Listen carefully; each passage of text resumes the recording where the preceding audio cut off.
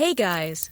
Tonight we're venturing into the dim passages of authority where royal crowns throw extended shadows and quiet murmurs hold greater significance than loud declarations.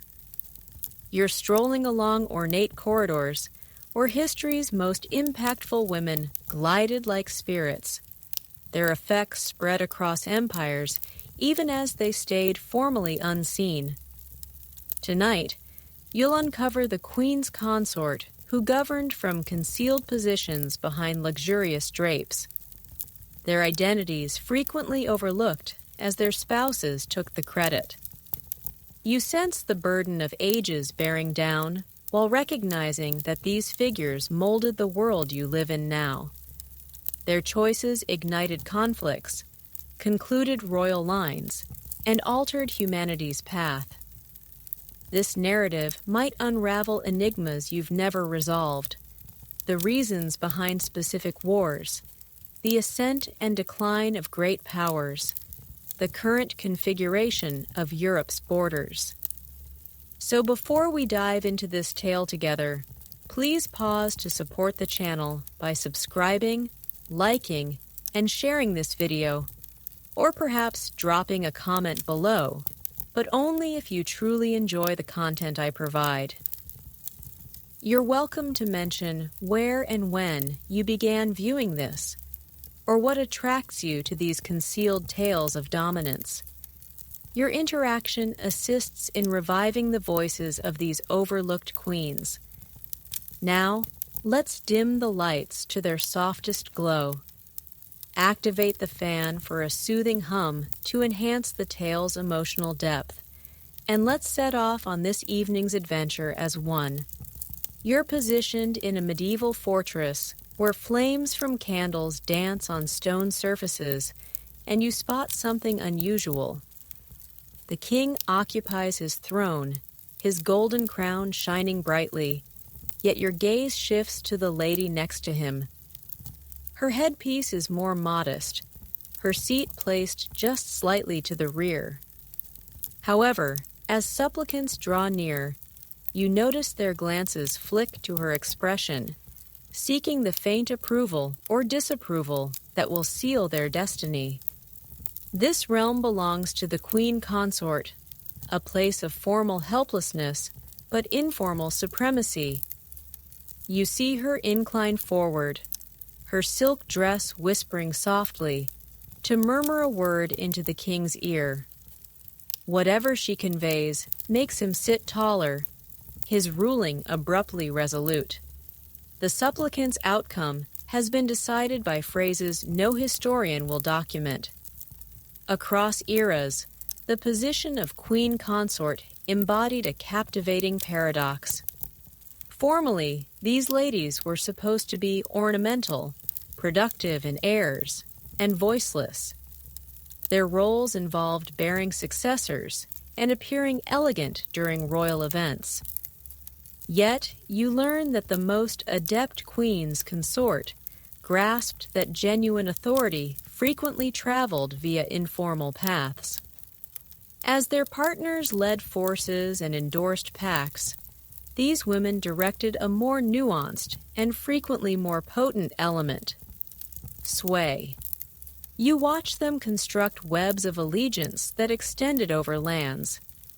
Via thoughtfully selected attendants, purposeful letters, and the timeless practice of welcoming guests, they forged unseen dominions. A queen consort may never command soldiers in combat, but she could guarantee those warriors were nourished, financed, and battling for the proper objective. She might never endorse a treaty, but she could orchestrate the unions that rendered such agreements essential. The medieval notion of queenship was profoundly linked to the holy. You experience the solemnity of sacred rites during a queen's anointing. She's not merely turning into a state figure, she's evolving into a nearly divine entity, the chosen conduit of the divine for generating the forthcoming rulers.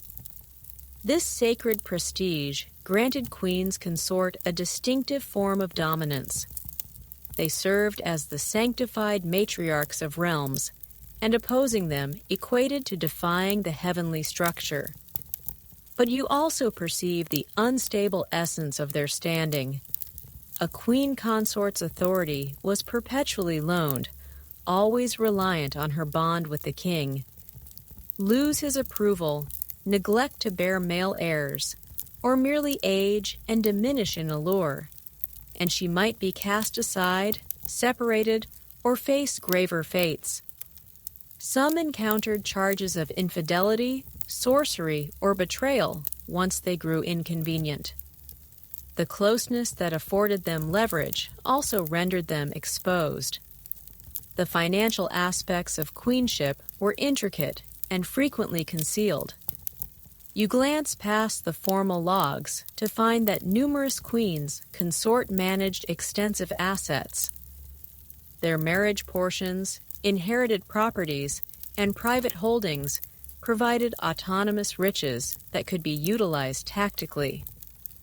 Some emerged as sponsors of creative pursuits and scholarship, forging cultural heritages that endured beyond their spouses' battlefield triumphs. Others directed their funds toward spiritual establishments, establishing chains of appreciation and duty that advanced their state objectives. You detect the refined instruments these women employed with expert accuracy. Attire turned into a language of statecraft. The selection of gems to adorn, hues to prefer, and overseas fashions to embrace could convey signals across domains quicker than any courier. A queen's staff selections were never haphazard. Each companion, each spiritual guide, each performer was picked for their ties and devotions. Via these meticulously assembled groups, knowledge circulated and benefits were traded. The craft of composing missives became their chief instrument. You peer across their shoulders as they pen letters that seem to address domestic concerns, but in reality organize state coalitions. Their intimate bonds with offspring wed into distant courts, with siblings acting as abbesses, with relatives occupying key roles, formed state channels that functioned alongside formal national dialogues. Scholars continue to debate if these women held authentic might or were simply pieces in a system ruled by men. Certain academics regard them as proto-feminists, astutely operating inside confining frameworks to fulfill their aims. Others perceive them as accomplices who aided in upholding male-dominated hierarchies by rendering them seem kinder. The reality, you come to see, probably resides midway between these poles, differing greatly depending on personal situations and societal settings. You detect how various societies handled the queen consort's role in intriguing manners. In China, the emperor's dowager could emerge as the actual sovereign of the realm. Her command stemmed from her status as the emperor's mother. In the Ottoman Empire, the queen mother, or Valid Sultan, exercised immense authority inside the palace arrangement.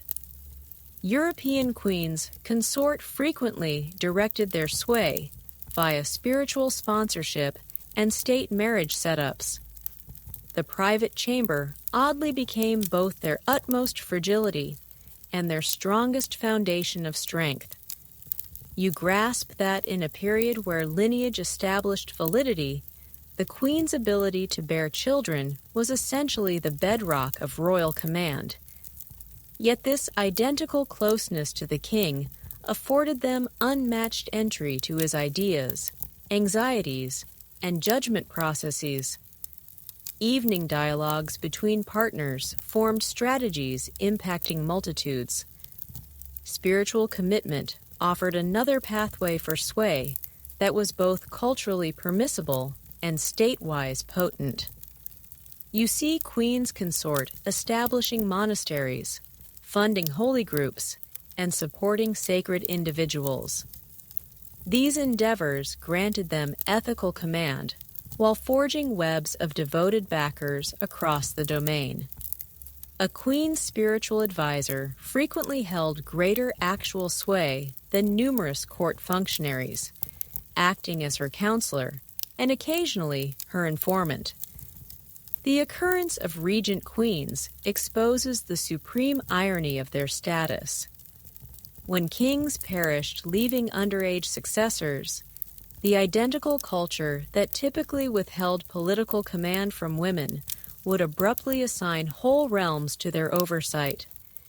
You behold these extraordinary shifts as ornamental consorts abruptly turned into supreme leaders, frequently exhibiting state acumen that eclipsed their late spouses.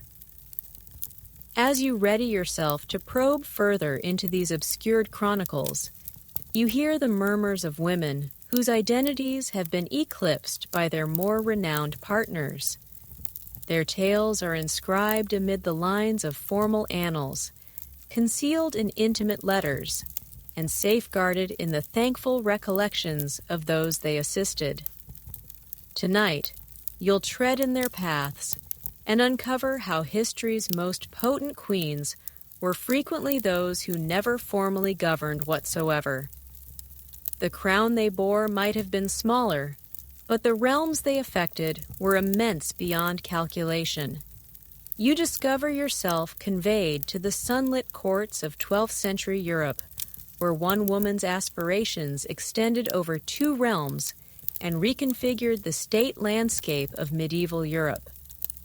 Eleanor of Aquitaine navigates these spaces with the assurance of one who knows she holds something more precious than wealth: lineage, allure, and a mind keen enough to outwit monarchs.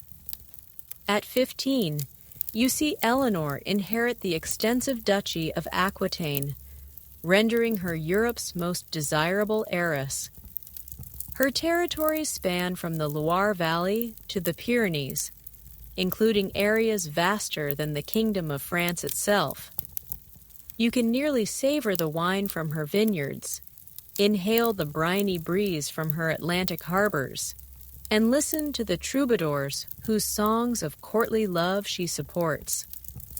This isn't merely an inheritance, it's a foundation of strength that will enable her to engage in medieval politics' grand contest on par with any sovereign. You behold her initial tactical union to Louis VII of France in 1137, a bond that ought to have formed Europe's mightiest kingdom.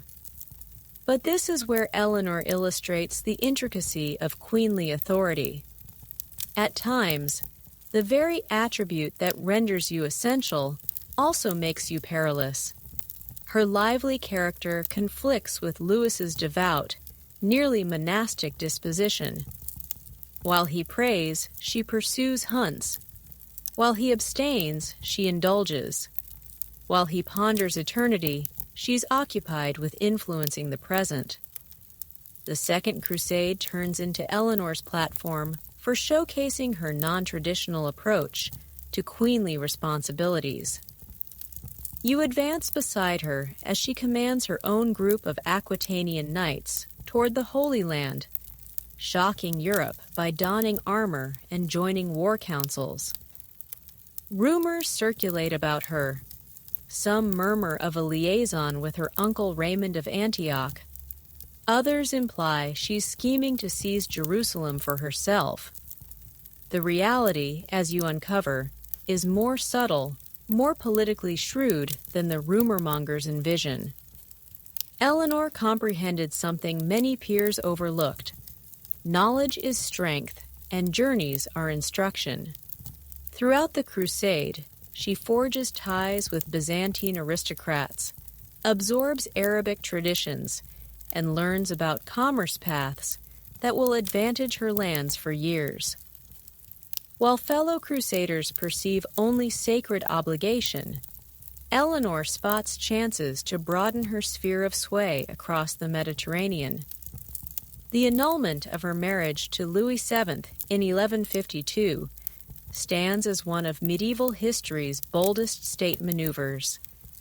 You see Eleanor manipulate church law, asserting consanguinity, excessively close kinship, to dissolve a union that yielded 2 daughters but no son. Mere weeks after reclaiming her liberty and territories, she's already plotting her subsequent step with a chess master's deliberate accuracy. Her wedding to Henry Plantagenet, who would ascend as Henry II of England, forges an empire spanning from Scotland to the Pyrenees. You feel the charged atmosphere as 2 of medieval Europe's most vibrant figures unite.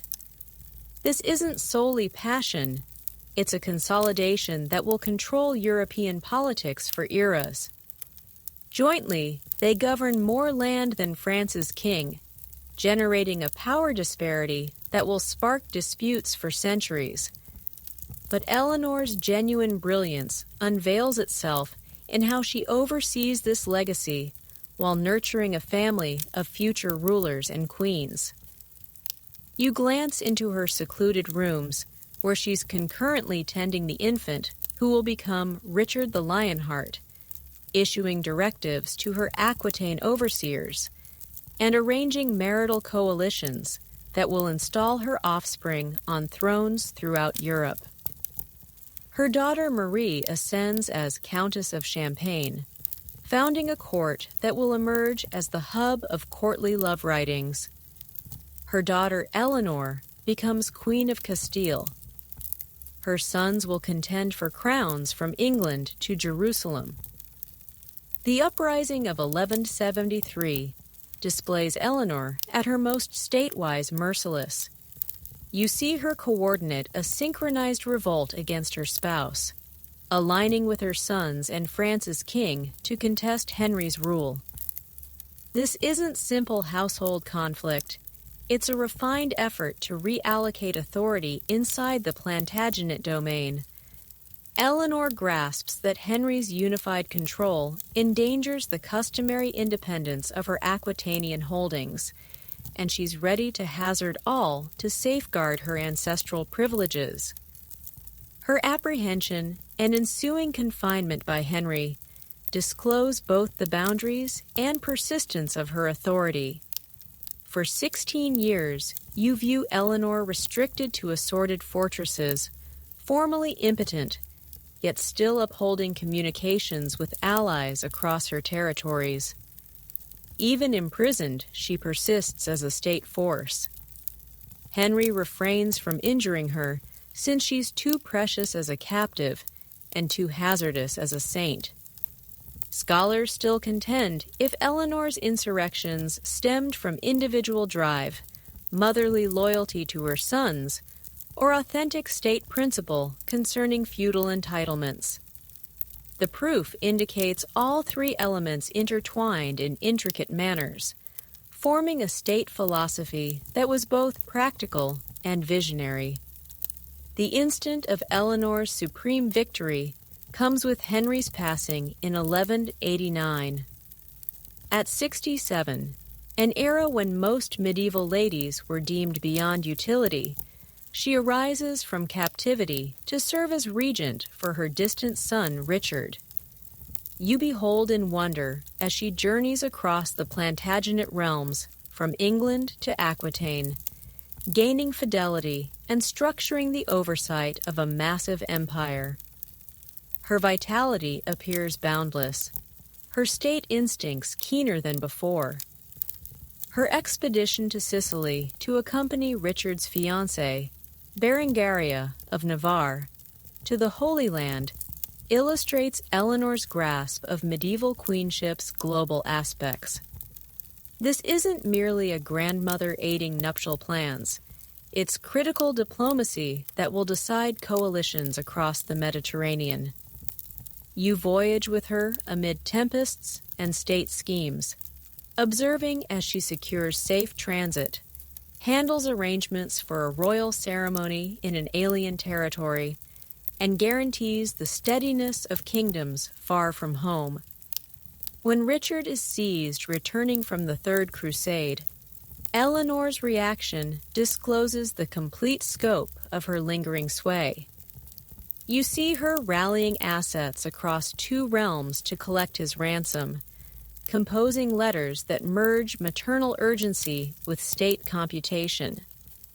Her pleas to the Pope, to Holy Roman Emperor Henry VI, and to nobles throughout Europe showcase a web of connections constructed over 5 decades of deliberate bond-forming. The concluding stage of Eleanor's existence during her youngest son, John's rule, displays a veteran politician adjusting to altered conditions. Though formally withdrawn to the Abbey of Fontevraud, she persists in intervening during emergencies, emerging to protect Anjou from French assaults when she's almost 80 years old. Her final major state act entails securing the inheritance of her grandson Arthur of Brittany, showing that even nearing demise, she stays centered on lineage persistence. Eleanor's heritage stretches well past her own extraordinary existence.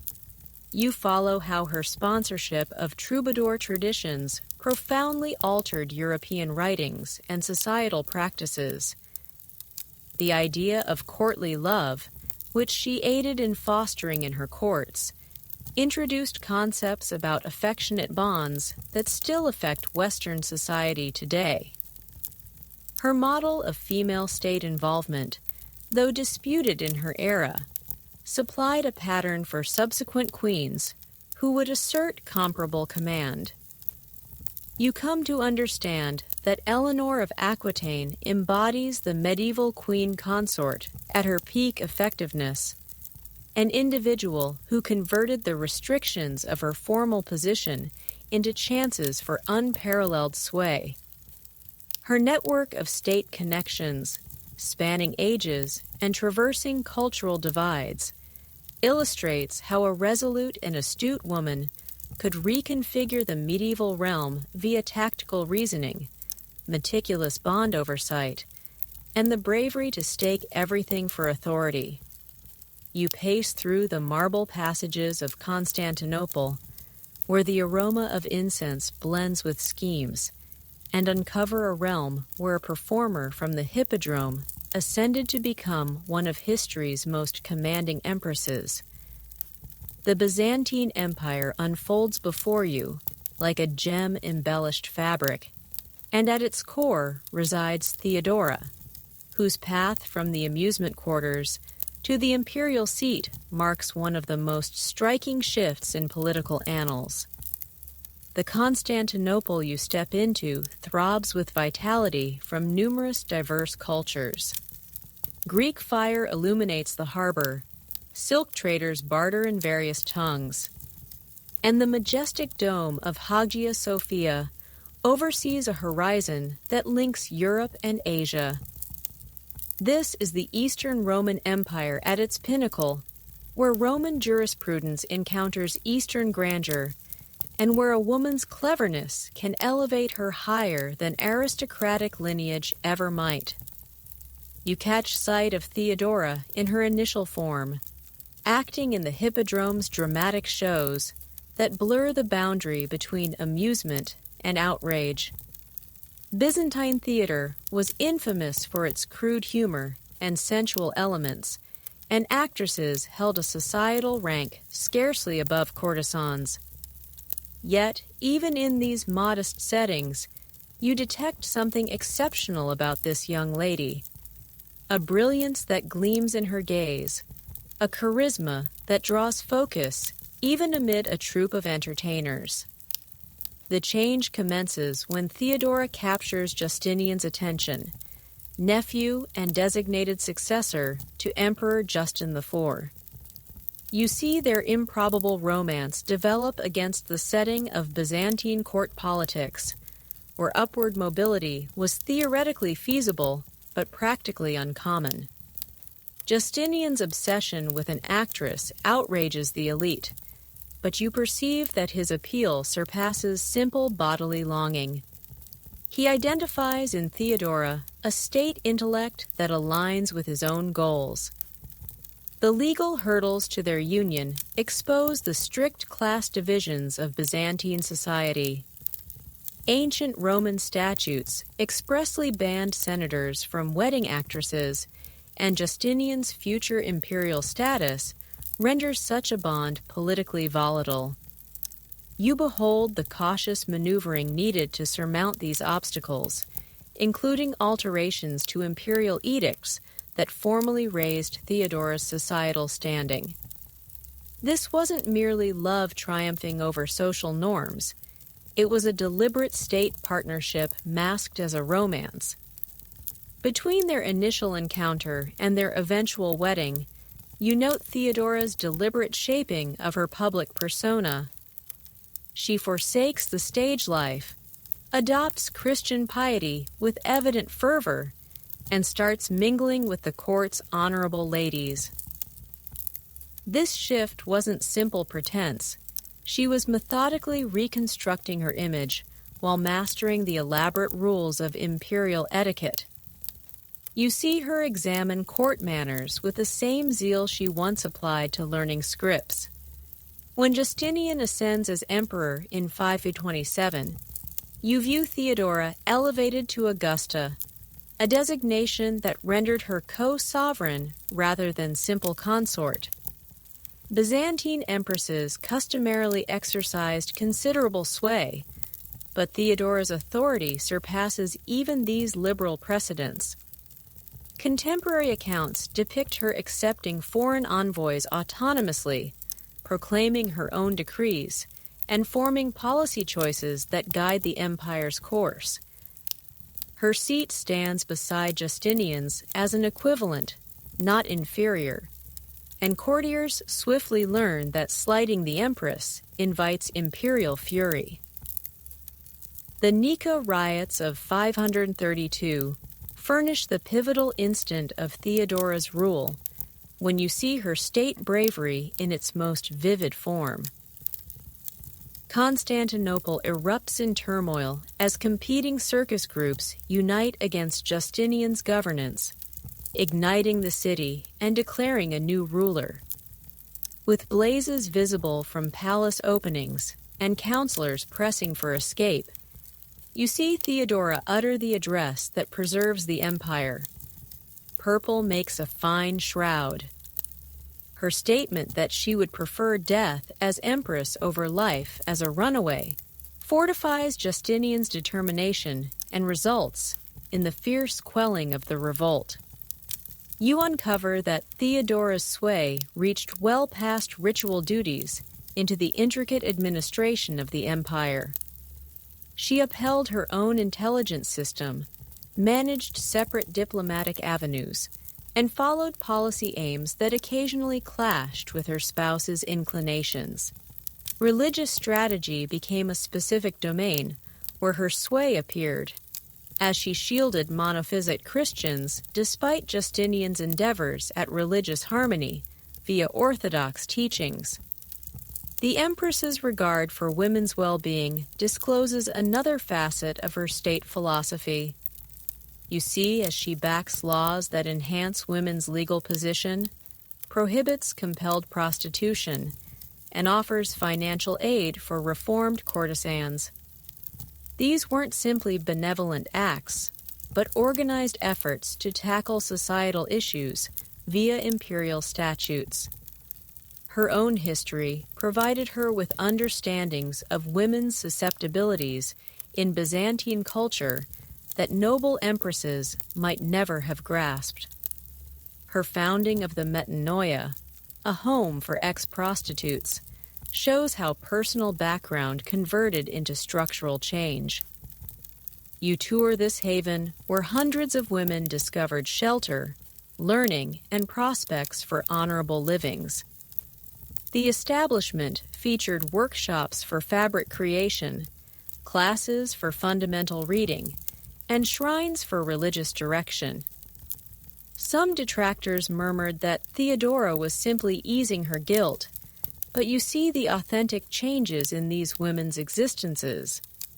Theodora's court evolves into a hub of scholarly and creative pursuit that competes with the ancient world's finest cultural feats. you stroll through spaces where legal experts assemble the corpus juris civilis, designers blueprint the rebuilding of Hagia Sophia, and chroniclers like Procopius document the empire's accomplishments for future generations. Yet you also detect the underlying strains. Procopius's secret history discloses the dread and bitterness that Theodora's authority evoked among conventional elites. The Empress's diplomatic endeavors illustrate her grasp of Byzantine geopolitics intricacy.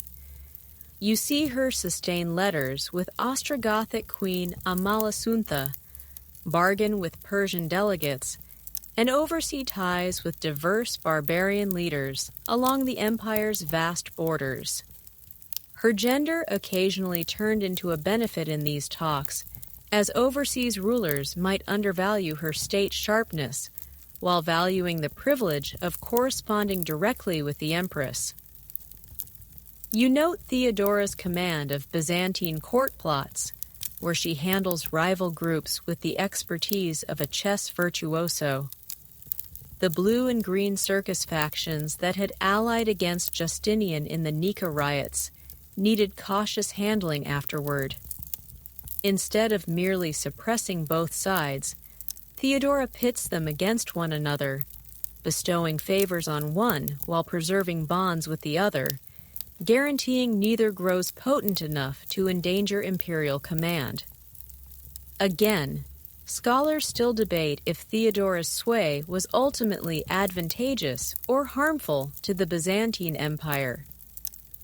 Advocates highlight her part in preserving Justinian's throne amid the Nika riots, her forward-thinking social laws, and her role in the cultural blossoming of the early 6th century.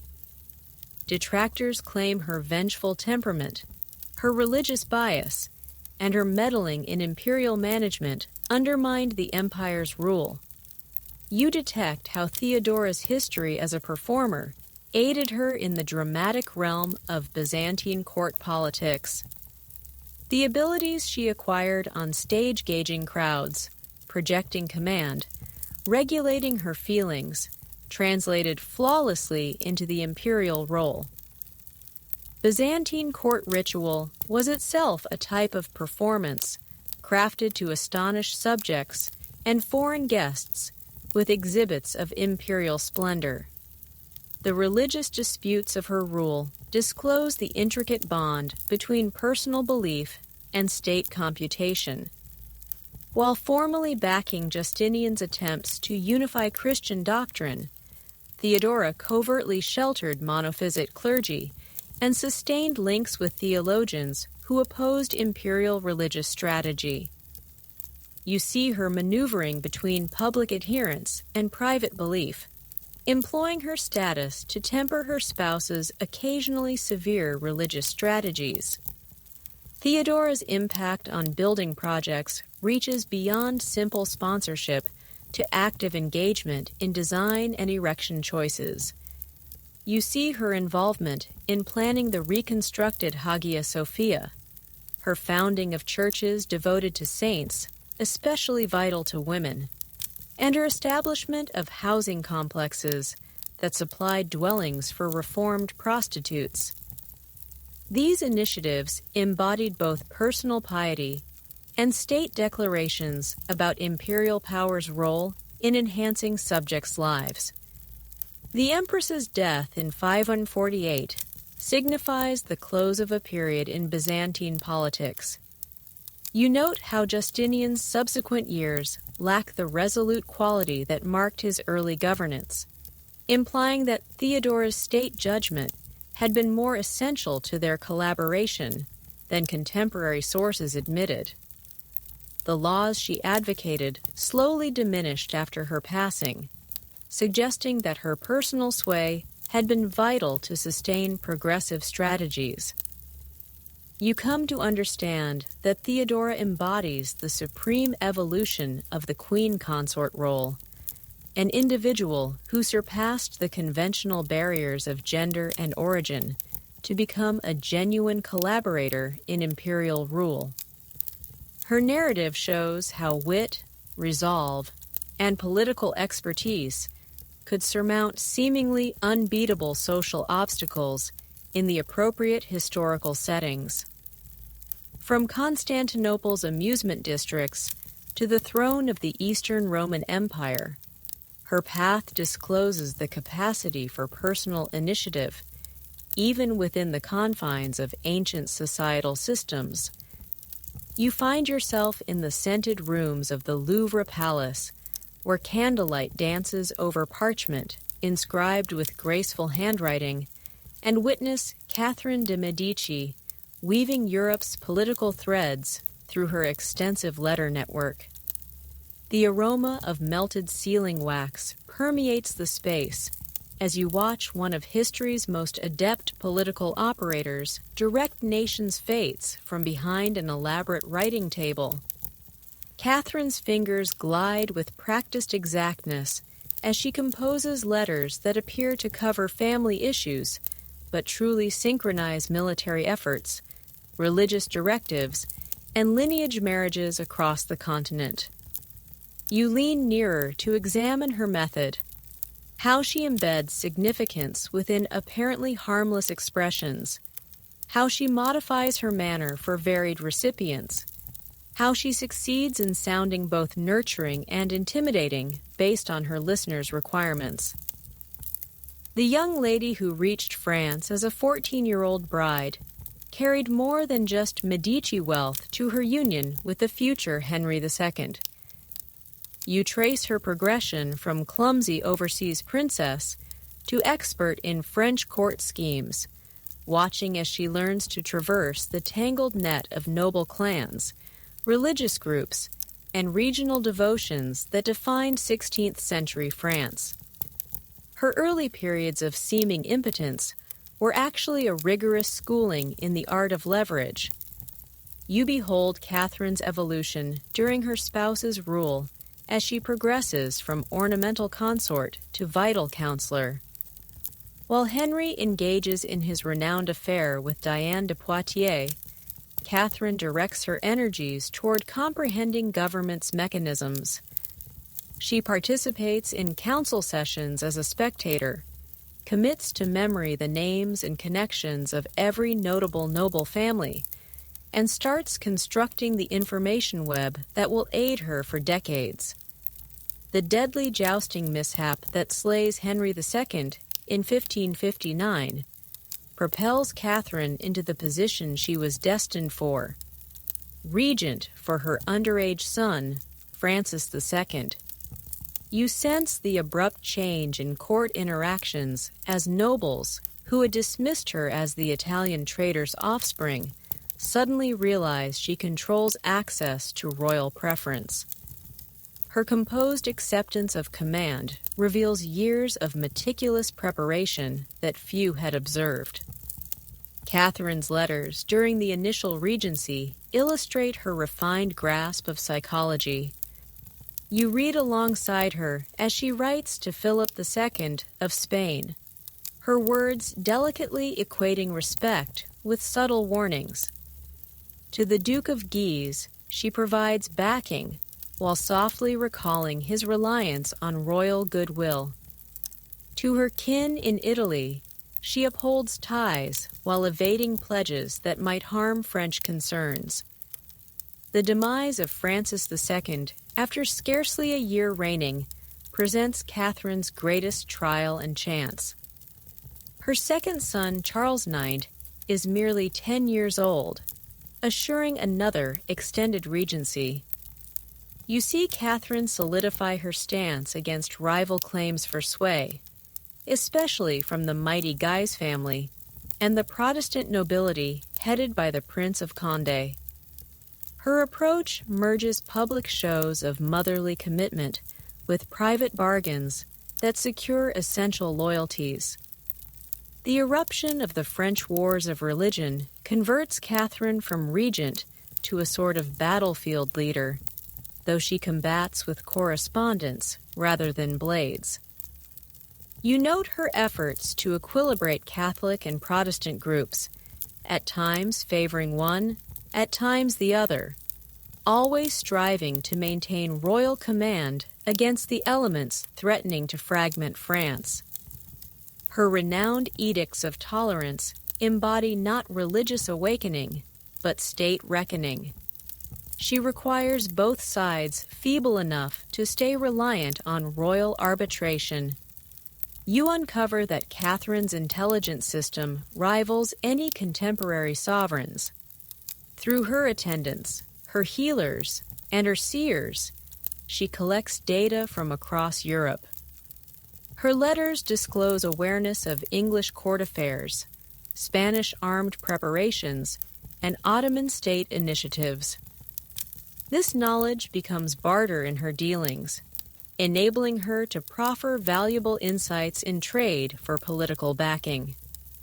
The St. Bartholomew's Day Massacre of 1572 marks Catherine's most disputed and intricate state choice. You see the tormenting computations that led to her endorsement of the organized slaying of Protestant chiefs assembled in Paris for her daughter's nuptials. While scholars debate if she orchestrated the massacre or simply couldn't halt it, her letters disclose a woman frantically attempting to avert civil strife by removing its possible heads. The paradox that the massacre actually heightened religious strife illustrates the boundaries of even the most refined political handling. Catherine's oversight of her children's weddings highlights her grasp of dynasty politics' global scopes. You note her discussions for her daughter Elizabeth's union to Philip II of Spain, balancing French concerns against the necessity for Spanish partnership. Her daughter Margot's wedding to Henry of Navarre, the future Henry IV, signifies an effort to mend religious rifts via matrimonial statecraft. Each ceremony becomes a state assertion meticulously computed for utmost tactical benefit. The celebrated grand tour that Catherine arranges for Charles IX discloses her comprehension of monarchy's dramatic elements. You journey with the royal entourage as it advances through France's regions, watching Catherine direct elaborate rituals designed to exhibit royal splendor while amassing data on local situations. Each halt turns into a chance for casual talks with area chiefs, spiritual authorities, and overseas envoys. Scholars still contend if Catherine's religious strategies embodied true tolerance or cynical manipulation. Her letters indicate a woman more focused on political steadiness than doctrinal accuracy, ready to back either Catholic or Protestant causes when they advanced royal aims. This practical stance on religious matters appalled contemporaries, who anticipated rulers to champion heavenly truth over state convenience. You detect how Catherine modifies conventional queenly duties to advance her state goals. Her sponsorship of arts and writings creates a cultural court that rivals Italy's Renaissance hubs, but also functions as a diplomatic instrument for dazzling foreign guests and compensating faithful allies. Her renowned fascination with astrology and esoteric practices, while authentic, also supplies handy disguise for data collection and state planning that might otherwise seem menacing. The regency for her third son, Henry III, illustrates Catherine's progression into a veteran stateswoman whose counsel carries weight even without formal command. You note her ongoing engagement in key choices, her handling of court groups, and her attempts to steer Henry through the growingly complex trials facing the French monarchy. Her sway persists not via official power, but through the bonds and duties cultivated over decades of careful state nurturing. Catherine's letters with overseas rulers disclose her refined grasp of European power equilibrium politics. She upholds ties with Elizabeth I of England despite their faith differences, corresponds with Holy Roman Emperor Rudolph II about French concerns in Germany, and even swaps letters with Ottoman Sultan Murad III about possible collaboration against Spanish might. These exchanges show how a queen mother could function as an autonomous diplomatic entity. The later periods of Catherine's life display her striving to preserve sway as France descends toward the turmoil that will ultimately yield Henry IV's ascension. You see her concluding efforts to arbitrate between rival groups, her endeavors to safeguard Valois dynasty claims, and her increasing irritation with the religious zealotry that renders political settlement increasingly challenging. You come to understand that Catherine de Medici embodies the Queen Consort's master envoy, an individual who converted the customary restrictions of female command into opportunities for unmatched global sway. Her heritage resides not in armed triumphs or faith reforms, but in the refined state methods she devised for handling complex multi-group disputes through cautious bond building, tactical data gathering, and the patient fostering of duties and dependencies that surpassed formal governmental frameworks.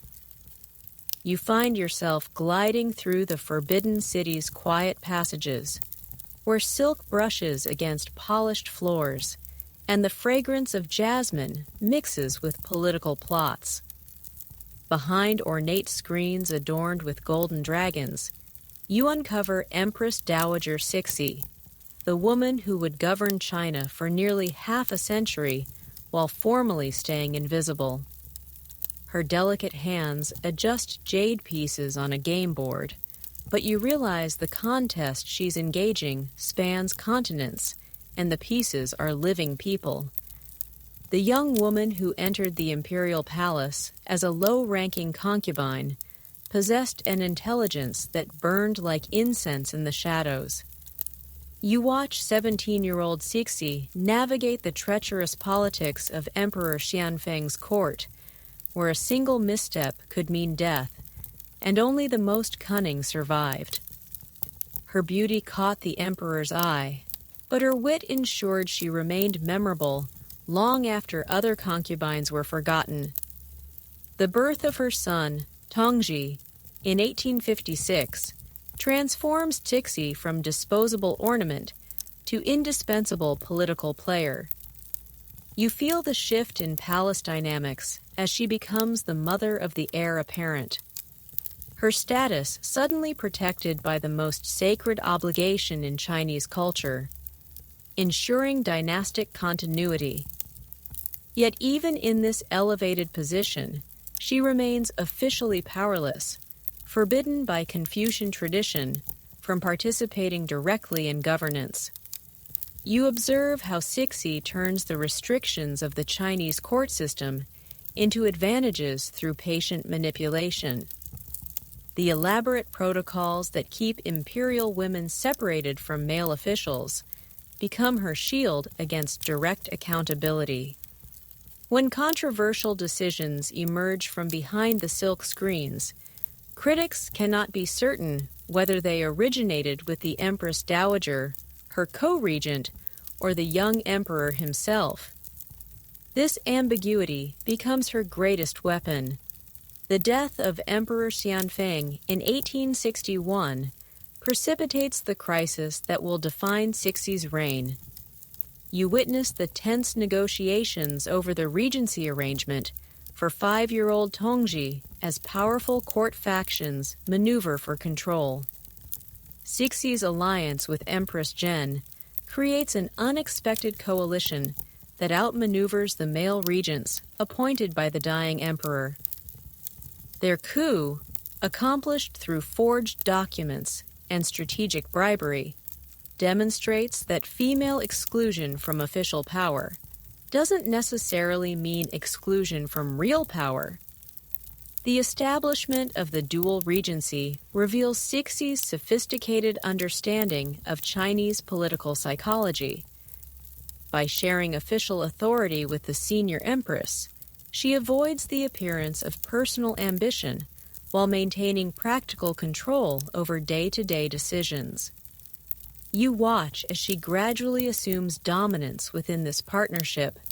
Her stronger personality and superior political instincts making her the effective ruler, while Empress Zhen provides legitimacy and ceremonial dignity. You discover that Cixi's intelligence network extends throughout the empire like spiderwebs glistening with morning dew. Through eunuchs, palace servants, provincial wives, and merchant connections, information flows to her apartments from across China's vast territories. She knows about rebellions before her generals, understands economic conditions better than her ministers, and maintains awareness of foreign activities that sometimes exceeds her diplomats' knowledge.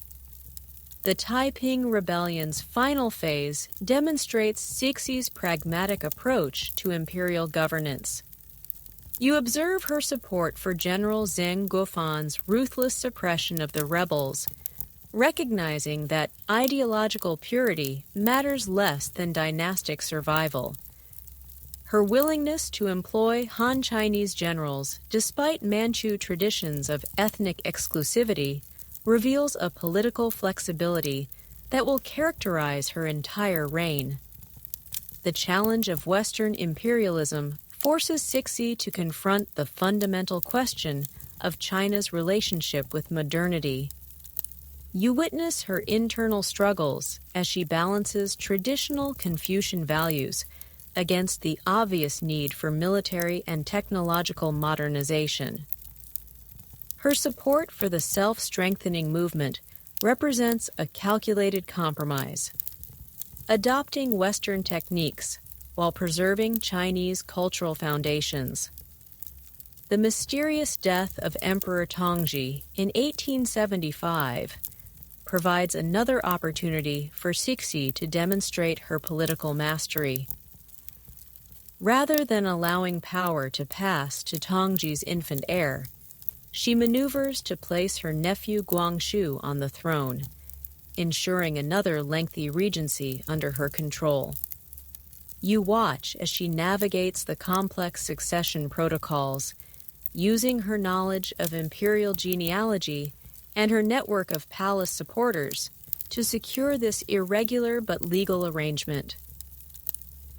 Cixi's retirement during Guangxu's majority proves to be another masterpiece of political theater. You observe how she withdraws from daily governance while maintaining ultimate authority over crucial decisions. Her residence at the Summer Palace becomes an alternative court where the real business of empire continues under the guise of maternal guidance and ceremonial consultation. The Sino-Japanese War of 1894–95 represents perhaps Cixi's greatest political failure, when her confidence in traditional Chinese military superiority collides with modern Japanese efficiency.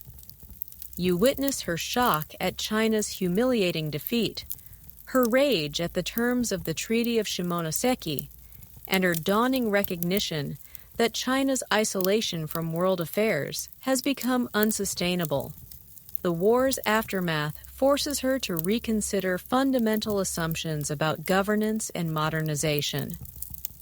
Emperor Guangxu's 100 Days Reform in 1898 creates the final showdown between traditional and modern approaches to Chinese governance. You watch as Cixi initially tolerates her nephew's radical reform program before concluding that his changes threaten the stability of imperial authority. Her coup against Guangxu demonstrates that even modernizing reforms must respect traditional power structures to survive in late Qing China. The Boxer Rebellion of 1900 showcases both Cixi's political miscalculation and her remarkable ability to recover from disaster. You witness her initial support for the anti-foreign movement, her flight from Beijing when the intervention forces arrive, and her shrewd negotiation of terms that preserved the dynasty despite military defeat. Her survival of this crisis demonstrates the resilience that kept her in power through 5 decades of continuous upheaval. Historians still argue whether Cixi's resistance to reform ultimately doomed the Qing dynasty or prolonged its survival against impossible odds. Her supporters point to her success in maintaining Chinese independence during the height of Western imperialism, while critics argue that her conservatism prevented the modernization that might have saved imperial China. You notice how Cixi adapts traditional Chinese concepts of maternal authority to justify unprecedented female political power. Her role as sacred mother of the empire provides cultural legitimacy for activities that would otherwise violate Confucian gender norms. This rhetorical strategy allows her to exercise authority while maintaining the appearance of traditional propriety. The Empress Dowager's patronage of arts and architecture reveals another dimension of her political strategy. You tour the reconstructed summer palace, observing how its magnificence serves both personal pleasure and political purpose. The palace demonstrates imperial resources to foreign visitors, while providing a setting where Cixi can receive diplomats and conduct negotiations outside the formal constraints of Forbidden City protocol. The final years of Cixi's reign show an elderly woman grappling with forces beyond any individual's control. You observe her belated attempts at constitutional reform, her efforts to modernize the imperial military, and her recognition that China must adapt to survive in the 20th century.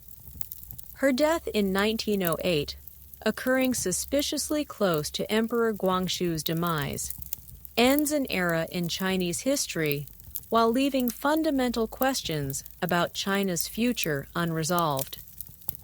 You realize that Empress Dowager Cixi represents the ultimate expression of hidden queenly power, someone who ruled one of the world's largest empires for nearly 50 years, while maintaining the fiction that women could not participate in governance. Her story demonstrates how cultural restrictions on female authority could be circumvented by those clever enough to work within traditional systems while gradually reshaping them to serve new purposes. You step into the throne room of Castile, where morning light streams through stained glass windows depicting saints and battles, illuminating a queen whose pious exterior conceals one of history's most ruthless political minds.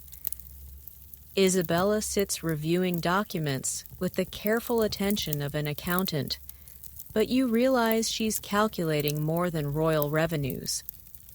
She's measuring the price of empire, the cost of religious purity, and the value of exploration that will reshape the known world. The scent of orange blossoms drifts through the palace corridors, but underneath lies something darker. The smoke of burning books, the metallic tang of fear, and the incense that fails to mask the proceedings of the Spanish Inquisition. You watch Isabella's face as she stamps documents that will fund Christopher Columbus, while simultaneously authorizing the persecution of conversos and Muslims. Her expression reveals nothing of the internal calculations that balance exploration against expulsion, discovery against destruction. Isabella's path to power began with a civil war that demonstrated her understanding of medieval politics' brutal realities. You witness her struggle against her half-brother Henry IV's attempts to disinherit her in favor of his alleged daughter, Joanna. The legitimacy crisis that plagued Castile for years taught Isabella that power belongs to those strong enough to seize it and clever enough to justify their actions afterward. Her marriage to Ferdinand of Aragon wasn't just romance. It was a strategic alliance that doubled her military resources and created the foundation for Spanish unification. The partnership between Isabella and Ferdinand reveals two complementary approaches to royal authority. While Ferdinand focuses on military campaigns and territorial expansion, you observe Isabella managing the complex internal politics of religious unification and administrative reform. Their famous motto, "Tanto monta, monta tanto," suggests equality, but you notice how they divide responsibilities according to their individual strengths rather than traditional gender roles. You discover that Isabella's support for Columbus represents far more than curiosity about geographical exploration. Her careful review of his proposals reveals a monarch calculating the potential returns on investment with merchant-like precision. The terms she negotiates give Columbus significant rewards for success, while limiting royal financial exposure if his venture fails. Her willingness to pledge her personal jewelry demonstrates confidence in the enterprise, but also a shrewd understanding of the symbolic value such gestures carry. The fall of Granada in 1492 provides the backdrop for Isabella's most controversial decisions. As you witness the euphoria of Christian reconquest, mixing with the practical challenges of governing a newly diverse population, her initial promises of religious tolerance for Muslims seem genuine, but you observe how quickly practical considerations override idealistic intentions. The forced conversions that follow reveal a queen more concerned with political unity than spiritual authenticity. The establishment of the Spanish Inquisition showcases Isabella's ability to transform religious authority into political power. You watch as she negotiates with Pope Sixtus IV for the right to appoint inquisitors, effectively bringing this powerful institution under royal control rather than papal authority. The Inquisition's procedures, confiscation of property, secret accusations, and public punishment create a system of terror that serves political consolidation as much as religious purification. Your attention turns to Isabella's revolutionary approach to royal finance as she implements taxation and administrative reforms that transform medieval Castile into a modern state. Her restructuring of royal revenues, her regulation of municipal governments, and her standardization of legal procedures demonstrate an understanding of governance that anticipates later developments in state building. The wealth flowing from the Americas will soon vindicate her investment in exploration, but her domestic reforms ensure that this treasure can be effectively utilized. The expulsion of the Jews in 1492 represents perhaps Isabella's most calculated act of political cruelty. You witness her deliberations over this decision, observing how economic considerations, the seizure of Jewish property, and the elimination of money-lending competition combined with religious ideology and popular pressure to produce a policy that devastates thousands while enriching the crown. Her ability to present this expulsion as religious necessity while reaping its financial benefits demonstrates the seamless integration of piety and pragmatism that characterizes her reign.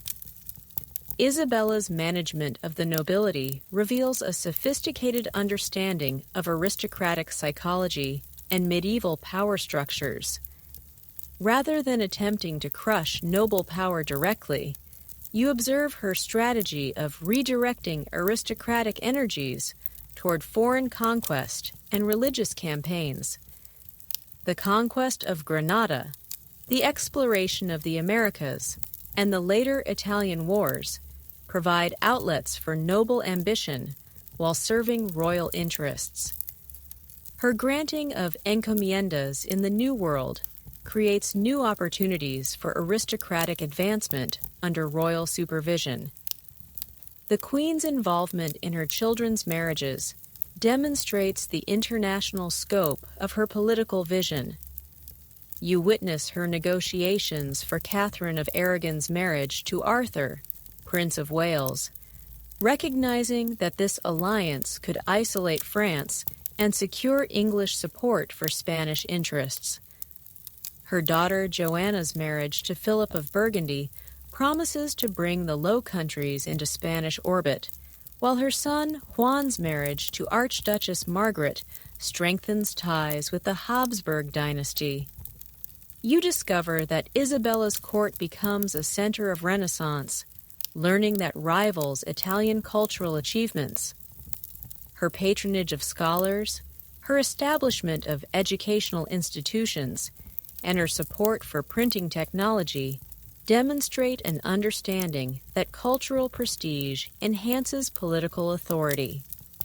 The Spanish language's standardization during her reign, the translation of classical works, and the development of historiographical traditions create intellectual foundations for Spanish imperial expansion. The tragic deaths of her children reveal Isabella's personal vulnerability beneath her public strength. You observe her grief at Prince Juan's death, her anguish over Joanna's mental instability, and her concern about the succession crisis these losses create. Her decision to name Joanna as heir, despite obvious incapacity, demonstrates the limitations of even absolute monarchs when confronted with the unpredictability of human nature and the demands of dynastic continuity. Historians still argue whether Isabella's religious policies represented genuine spiritual conviction or cynical political manipulation. Contemporary evidence suggests both motivations interplayed in complex ways, with Isabella apparently believing that religious unity was essential for political stability, while also recognizing the material benefits that religious persecution could provide. You notice how Isabella's gender both constrains and enables her political activities. Traditional expectations of queenly piety provide cover for religious policies that might seem excessively harsh coming from a male ruler, while her maternal role legitimizes her concern for subjects' spiritual welfare. Yet her exclusion from military leadership forces her to rely on subordinates whose loyalty must be constantly maintained through careful management of rewards and punishments. The later years of Isabella's reign show a monarch grappling with the unexpected consequences of her earlier successes.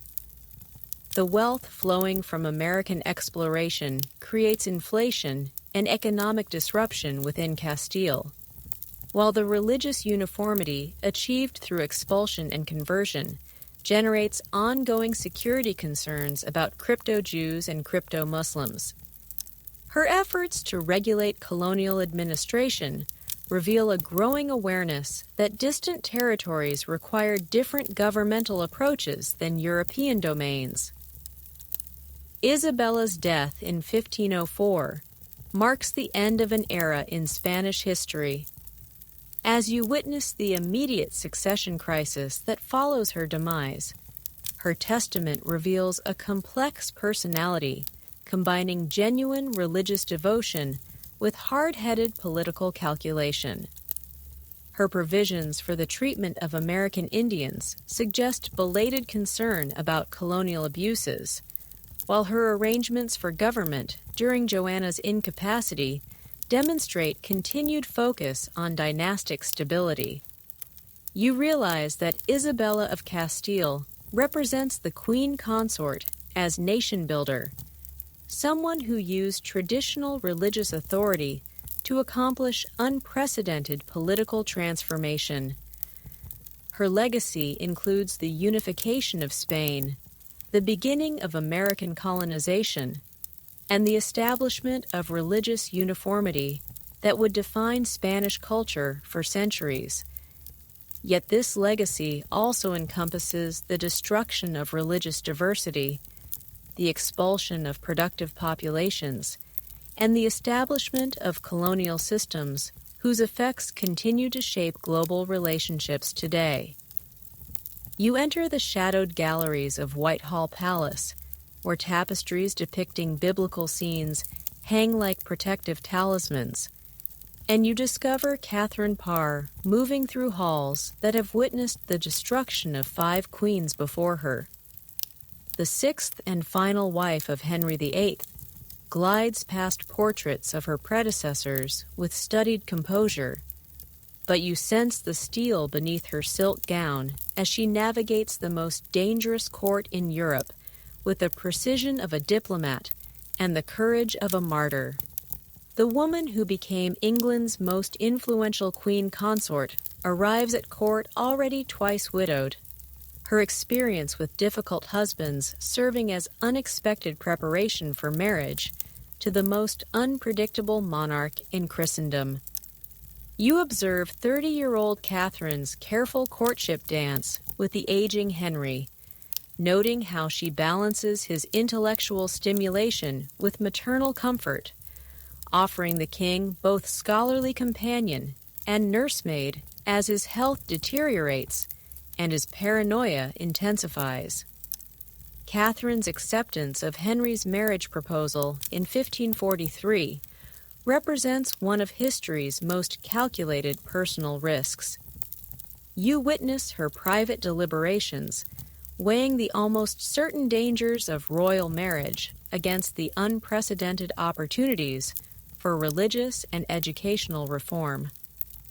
Her previous relationships with Protestant reformers like Thomas Seymour have convinced her that proximity to royal power offers the only hope for advancing the religious changes she believes essential for England's spiritual salvation. The royal wedding ceremony in July 1543 takes place in a palace still haunted by recent executions, and you feel the weight of precedent as Catherine becomes the first English queen to marry a king who has already beheaded 2 wives.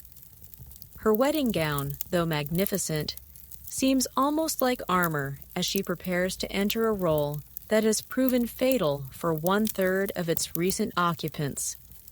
Yet her calm demeanor suggests a woman who has made peace with the dangers she faces. You discover that Catherine's influence begins immediately through her transformation of the royal household into a center of Renaissance, learning, and Protestant scholarship. Her appointment of Protestant tutors for the royal children, her patronage of religious reformers, and her establishment of regular theological discussions demonstrate how a queen consort could advance controversial religious policies through educational and cultural activities that appeared innocuous to conservative observers. The publication of Catherine's prayers or meditations in 1545 marks a revolutionary moment in English royal history, the first book published by a reigning English queen. You read over her shoulder as she crafts prose that appears to support traditional Catholic devotion while subtly advancing Protestant theological positions. Her careful language allows readers to interpret her meaning according to their own religious inclinations while gradually shifting the discourse toward Reformed Christianity. Catherine's relationship with the royal children reveals her understanding of how personal influence can shape political futures. You observe her careful cultivation of relationships with Mary, Elizabeth, and Edward, noting how she adapts her approach to each child's personality and religious inclinations. Her insistence on providing Elizabeth with a classical education equal to any prince's demonstrates progressive views about female intellectual capacity that will prove crucial for England's future. The conservative reaction against Catherine's religious activities creates the greatest crisis of her queenship. As you witness Stephen Gardiner and his allies maneuvering to destroy her through charges of heresy, the discovery of Protestant books in her chambers, her protection of suspected religious radicals, and her theological debates with Henry himself provide ammunition for enemies who recognize that eliminating the Queen represents their best chance of halting religious reform. You feel the tension mounting as articles of impeachment are drawn up against Catherine, accusing her of violating the Act of 6 Articles through her Protestant sympathies and her unauthorized theological discussions. The precedent of Catherine Howard's execution for adultery and Anne Boleyn's destruction on charges of treason demonstrates that Henry requires little legal justification for disposing of unwanted wives when political circumstances demand their removal. Catherine's salvation comes through a masterful manipulation of Henry's psychology during their final confrontation. You witness her carefully crafted submission as she prostrates herself before the king, while cleverly reframing her theological interests as feminine intellectual curiosity rather than dangerous religious innovation. Her declaration that she only discussed theology to distract Henry from his physical pain transforms potential treason into wifely devotion, appealing to the king's vanity while providing him with a face-saving justification for reversing his decision. The dramatic scene where Henry's guards arrive to arrest Catherine, only to find the royal couple reconciled, demonstrates the Queen's perfect timing and psychological insight. You observe Henry's rage at his own counselors for attempting to destroy a wife he has decided to keep, noting how Catherine's survival depends not on justice or innocence, but on her ability to read and manipulate the king's mercurial temperament. During Henry's final illness, Catherine effectively becomes regent in all but name, managing royal correspondence, receiving foreign ambassadors, and coordinating government business, while the king remains largely bedridden. You watch as she exercises unprecedented authority for an English queen consort, her influence extending far beyond traditional ceremonial functions into the practical governance of the realm. The king's death in January 1547 transforms Catherine from endangered wife to powerful dowager queen, but also exposes her to new dangers as religious and political factions compete for control of the young Edward VI's regency. Her rapid remarriage to Thomas Seymour represents both personal happiness and political miscalculation, as you observe how her romantic desires conflict with the careful political positioning that had ensured her survival during Henry's reign. Historians still argue whether Catherine's Protestant sympathies represented genuine religious conviction or political calculation designed to align herself with the rising reformist faction at court. Her theological writing suggests sincere faith, but her careful navigation of religious controversies demonstrates a sophisticated understanding of how religious positions could serve political purposes. You notice how Catherine's educational reforms extend beyond the royal family to influence broader English society.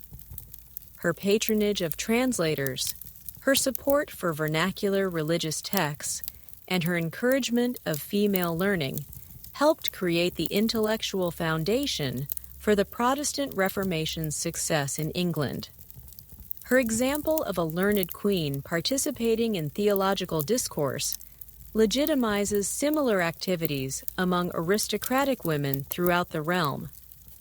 Catherine's relationship with Parliament reveals another dimension of her political influence.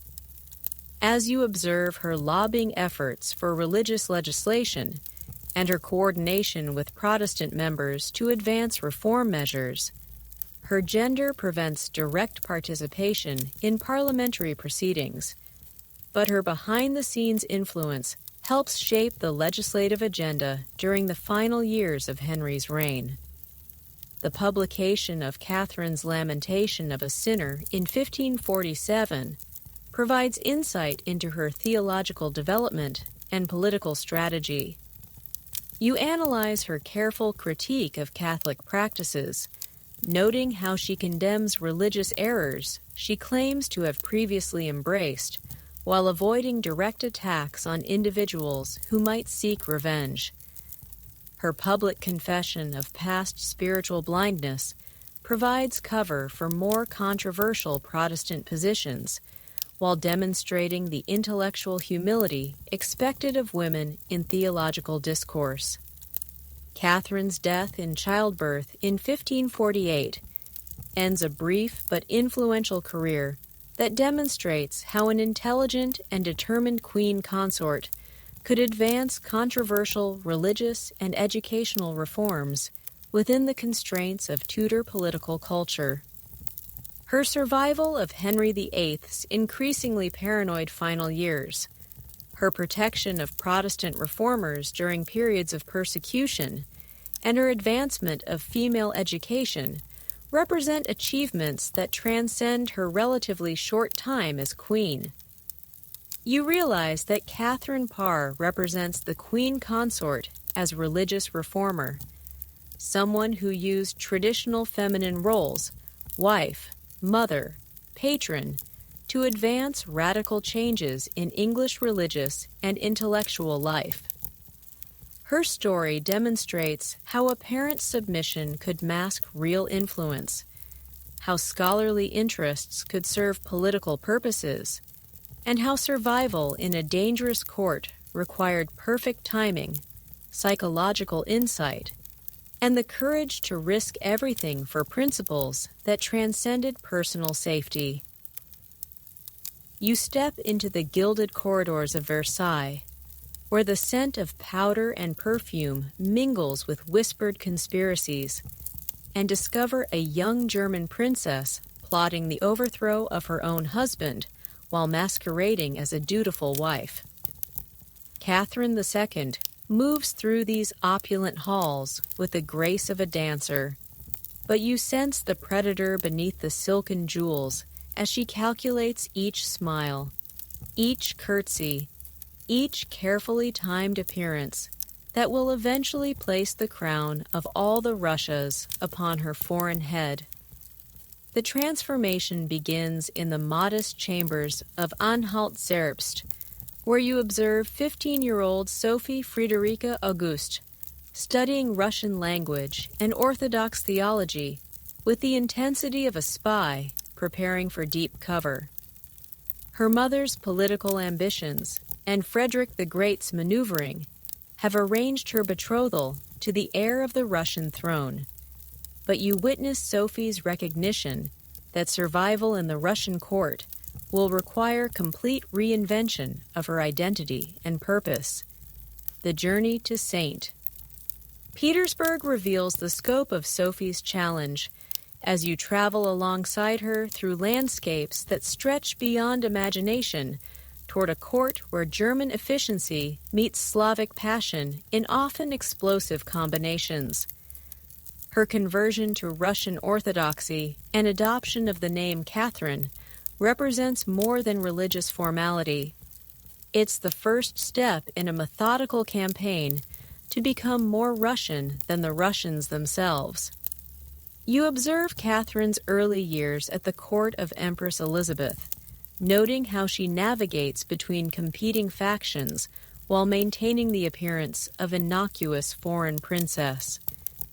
Her marriage to Grand Duke Peter in 1745 joins two of the most mismatched personalities in royal history, and you witness how their incompatibility becomes Catherine's opportunity to study Russian politics without the distractions of romantic happiness or domestic harmony.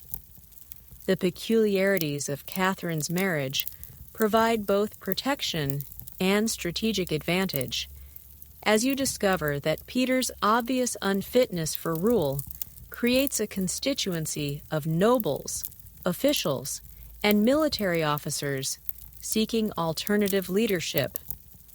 Catherine's careful cultivation of these relationships, disguised as social friendliness and intellectual curiosity, builds the network that will eventually support her coup against her own husband. Catherine's intellectual development during these years transforms her from provincial German princess into Enlightenment philosopher queen. You observe her correspondence with Voltaire, her study of Montesquieu's political theories, and her engagement with the ideas that are reshaping European thought. Yet you also notice how she adapts these Western concepts to Russian realities, recognizing that philosophical principles must be modified to serve practical political purposes. The birth of her son Paul in 1754 provides Catherine with both vulnerability and legitimacy, as you witness Empress Elizabeth's immediate seizure of the infant to ensure proper Russian upbringing. This separation creates pain, but also opportunity, freeing Catherine from maternal obligations while establishing her status as mother of the future heir.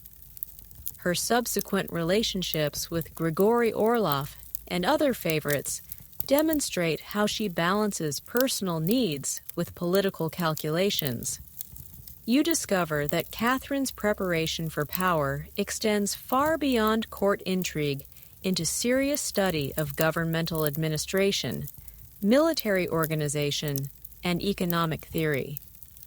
Her secret correspondence with foreign diplomats reveals a sophisticated understanding of international politics, while her discussions with Russian officials demonstrate mastery of domestic policy details that will prove crucial during her eventual reign.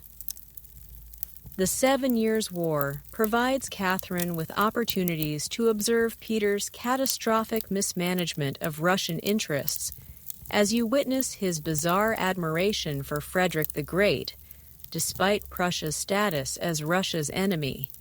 Peter's decision to abandon Russian territorial gains and switch sides in the conflict demonstrates the incompetence that will eventually justify Catherine's coup in the minds of Russian patriots. Elizabeth's death in January 1762 brings Peter III to the throne and begins the final phase of Catherine's patient campaign. You watch as the new emperor immediately alienates the Orthodox Church through his attacks on religious traditions, horrifies the military through his Prussian sympathies, and disgusts the nobility through his childish behavior and obvious contempt for Russian customs. The planning of Catherine's coup reveals her evolution into a master conspirator, as you observe her coordination with key military units, her cultivation of influential nobles, and her careful timing of the rebellion to coincide with Peter's absence from the capital. Her ability to maintain secrecy while organizing such a complex operation demonstrates political skills that will serve her well during nearly 4 decades of absolute rule. The events of June 28, 1762, showcase Catherine's remarkable combination of courage and calculation, as you witness her dramatic appearance before the Izmailovsky Guards in a borrowed uniform, her passionate appeal to Russian patriotism, and her triumphant march to the Winter Palace as soldiers and nobles rally to her banner. The transformation from foreign princess to Russian empress occurs in a single day, but represents the culmination of 17 years of careful preparation. Peter III's mysterious death, shortly after his abdication, removes the final obstacle to Catherine's consolidation of power. Though you notice how she maintains plausible deniability regarding his demise, while ensuring that no potential restoration movement can rally around a living ex-emperor. Her immediate assumption of absolute authority demonstrates confidence born of long preparation and careful planning. Historians still argue whether Catherine's coup represented a legitimate response to Peter's incompetence or an opportunistic seizure of power by an ambitious foreigner. Contemporary evidence suggests that Russian elite opinion genuinely supported her action, recognizing that Peter's continued rule threatened the empire's stability and international position. You observe how Catherine's early reign demonstrates her sophisticated understanding of Russian political culture, as she immediately reverses Peter's unpopular policies, while presenting herself as restorer of traditional Russian values rather than foreign innovator. Her coronation ceremony in Moscow deliberately evokes ancient precedents while subtly introducing reforms that will modernize Russian governance. The publication of Catherine's nakaz, or instruction, reveals her attempt to codify Enlightenment principles within a Russian legal framework. You examine her careful balance between progressive ideals and conservative realities, noting how she advocates for legal reforms while avoiding direct challenges to serfdom and autocracy that might threaten her political base. Catherine's territorial expansion through wars with the Ottoman Empire and the annexation of Crimea demonstrates how she channels Russian imperial ambitions toward traditionally acceptable targets while avoiding conflicts that might drain resources needed for domestic reforms. Her military successes provide legitimacy for a foreign-born ruler while advancing Russian strategic interests. The management of Pugachev's rebellion tests Catherine's political skills under extreme pressure, as you witness her response to the largest peasant uprising in Russian history. Her combination of military force with political reform demonstrates an understanding that successful governance requires both strength and flexibility, coercion and accommodation. Catherine's famous lovers become part of her political system rather than mere personal indulgences, as you observe how figures like Grigory Orlov, Grigory Potemkin, and others serve as advisors, administrators, and military commanders, while providing companionship and emotional support. Her ability to maintain personal relationships while advancing state interests demonstrates the integration of private and public life that characterizes absolute monarchy. You realize that Catherine the Great represents the queen consort as revolutionary, someone who used traditional feminine roles to conceal radical political ambitions until the moment came to strike. Her transformation from German princess to Russian empress demonstrates how intelligence, patience, and strategic thinking could overcome seemingly insurmountable obstacles when combined with perfect timing and ruthless execution. Her reign would prove that power seized through conspiracy could be legitimized through effective governance and territorial expansion. You glide through the marble halls of Versailles, where crystal chandeliers cast rainbow reflections on powdered faces and the rustle of silk masks the sound of sharpening guillotines in distant Paris streets.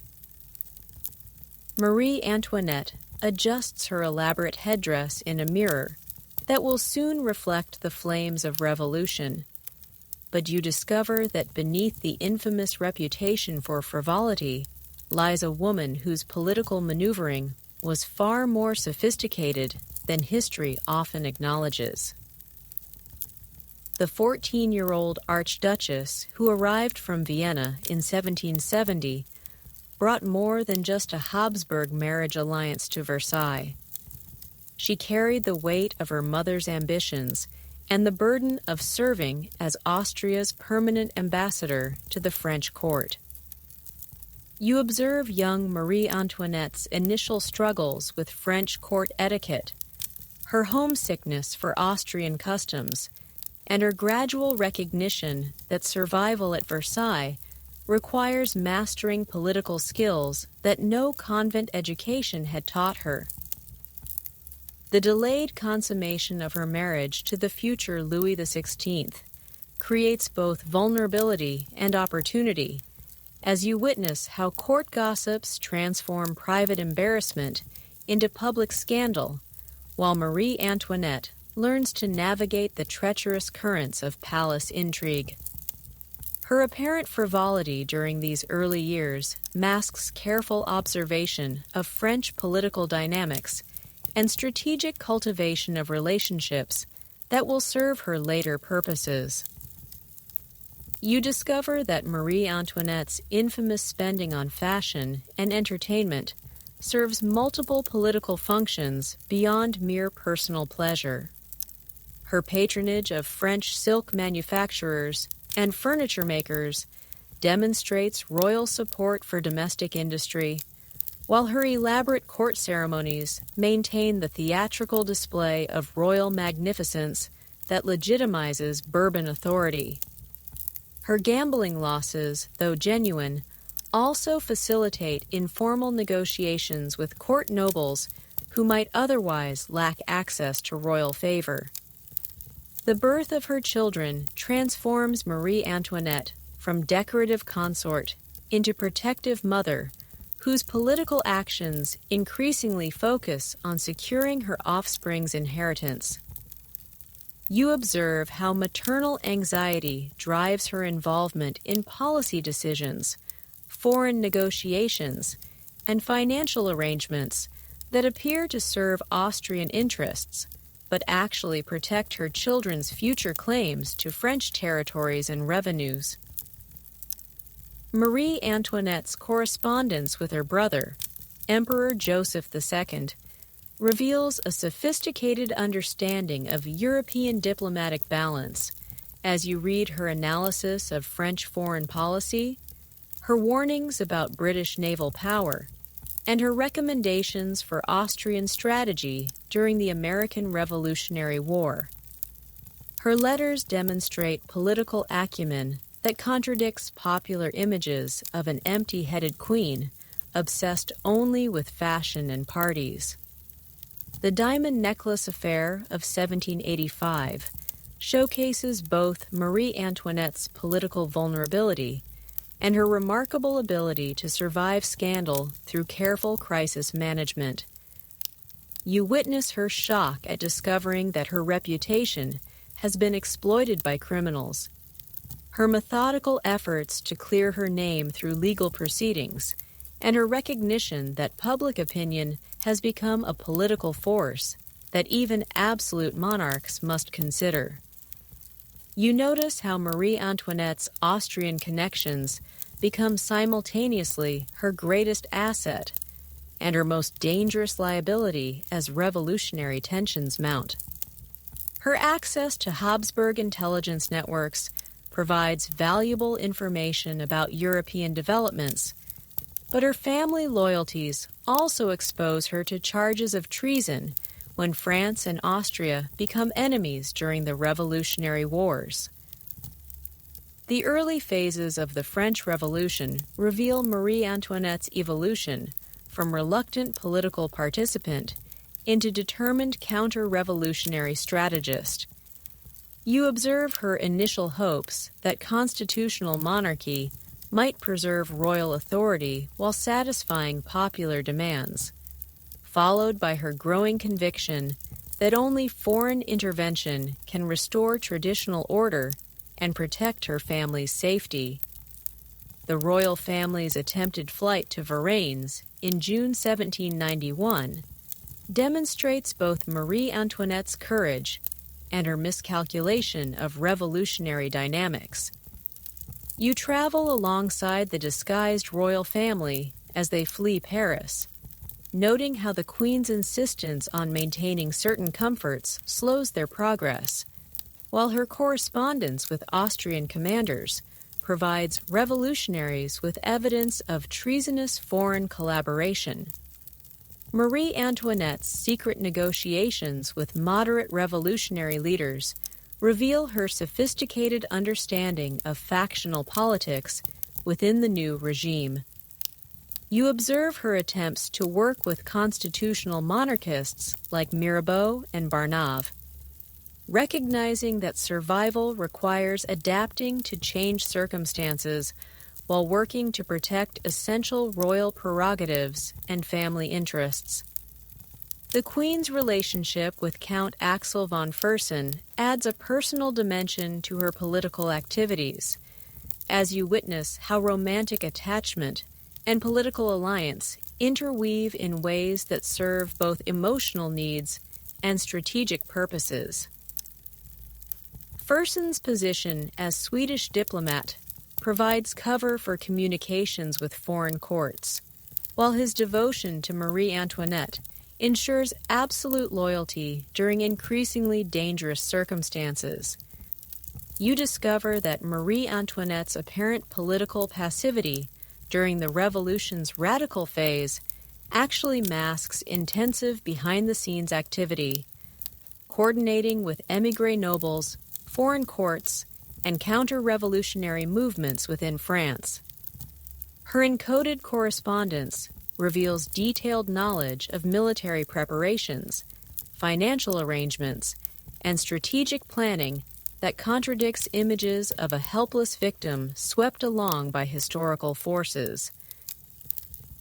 The storming of the Tuileries Palace in August 1792 forces Marie Antoinette to confront the complete collapse of royal authority, but you observe how she maintains dignity and political focus even while facing immediate physical danger. Her calm behavior during the family's imprisonment demonstrates personal courage, while her continued correspondence with supporters shows persistent hope for restoration or escape.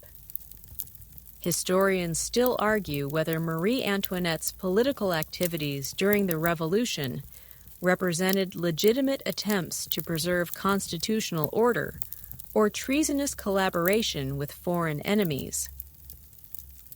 Evidence suggests that her motivations combine genuine concern for French stability with a natural desire to protect her family and preserve their ancestral rights.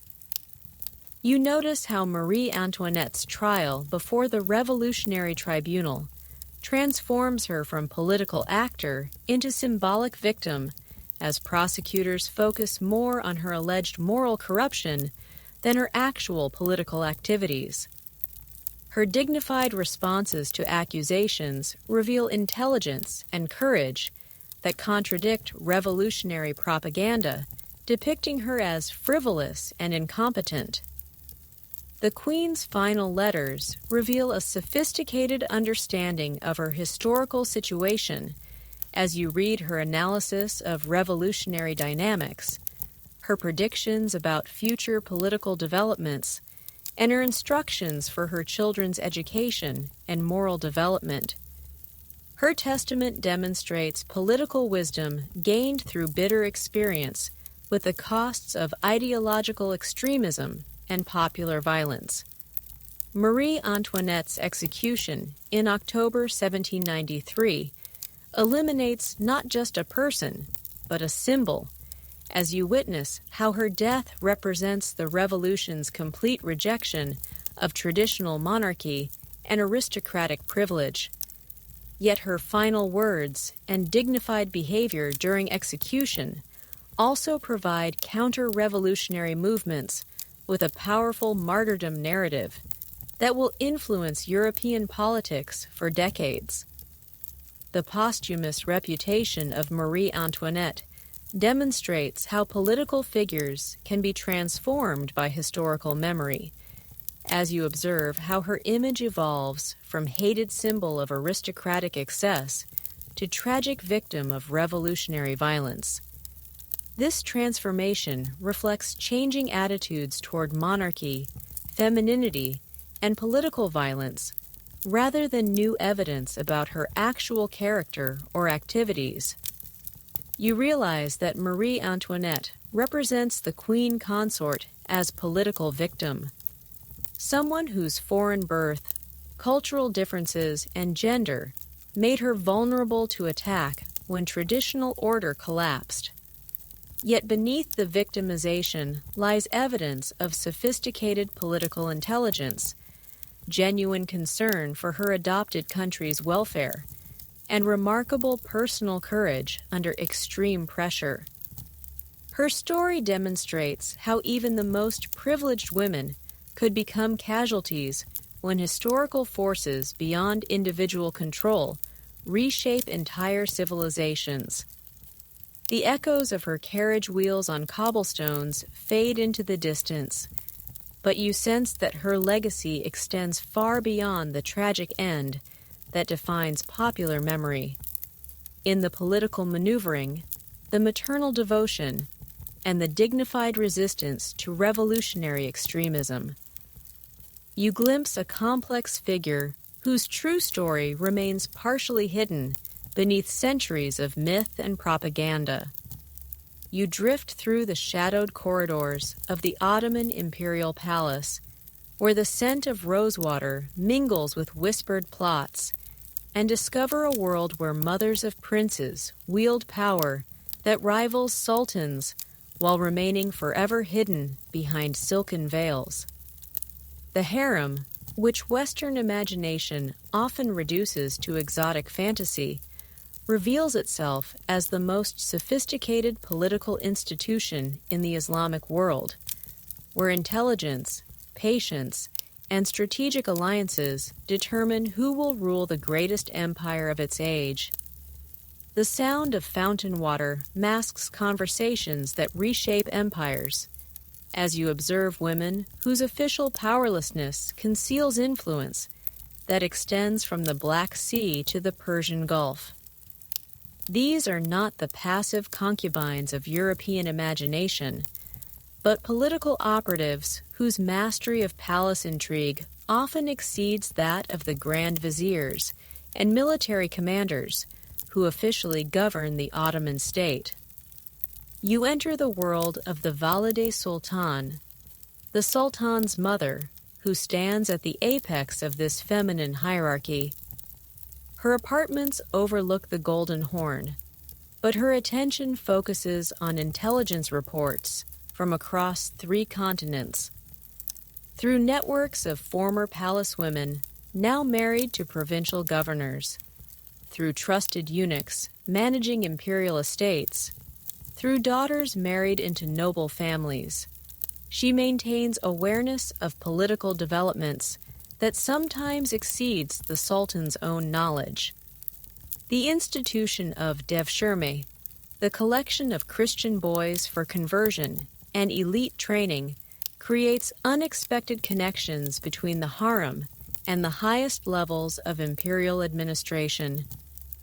You discover how palace women maintain relationships with these recruited officials, creating bonds of loyalty that transcend ethnic and religious boundaries. A Circassian concubine might find herself advising policies that affect her people's homeland, while a Georgian princess could influence appointments that determine her region's governance. The rise of Roxolana, who became the legal wife of Suleiman the Magnificent, transforms the entire structure of Ottoman royal succession.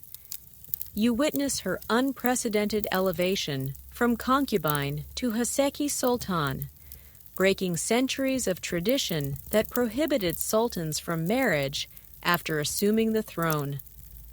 Her influence over imperial policy, her correspondence with foreign rulers, and her architectural patronage demonstrate how individual ambition could reshape even the most rigid institutional frameworks. you observe the complex dynamics of succession politics within the harem, where mothers compete not just for their sons' advancement, but for the survival of their entire households. The Ottoman practice of fratricide, the execution of unsuccessful claimants to prevent civil war, means that palace women are literally fighting for their children's lives when they maneuver for imperial favor and political support. The architectural layout of the harem itself reflects its political function as you explore courtyards and chambers designed to facilitate both privacy and surveillance. The strategic positioning of apartments, the carefully controlled access routes, and the elaborate protocols governing movement and communication create a physical environment where information flows according to hierarchical relationships and political alliances.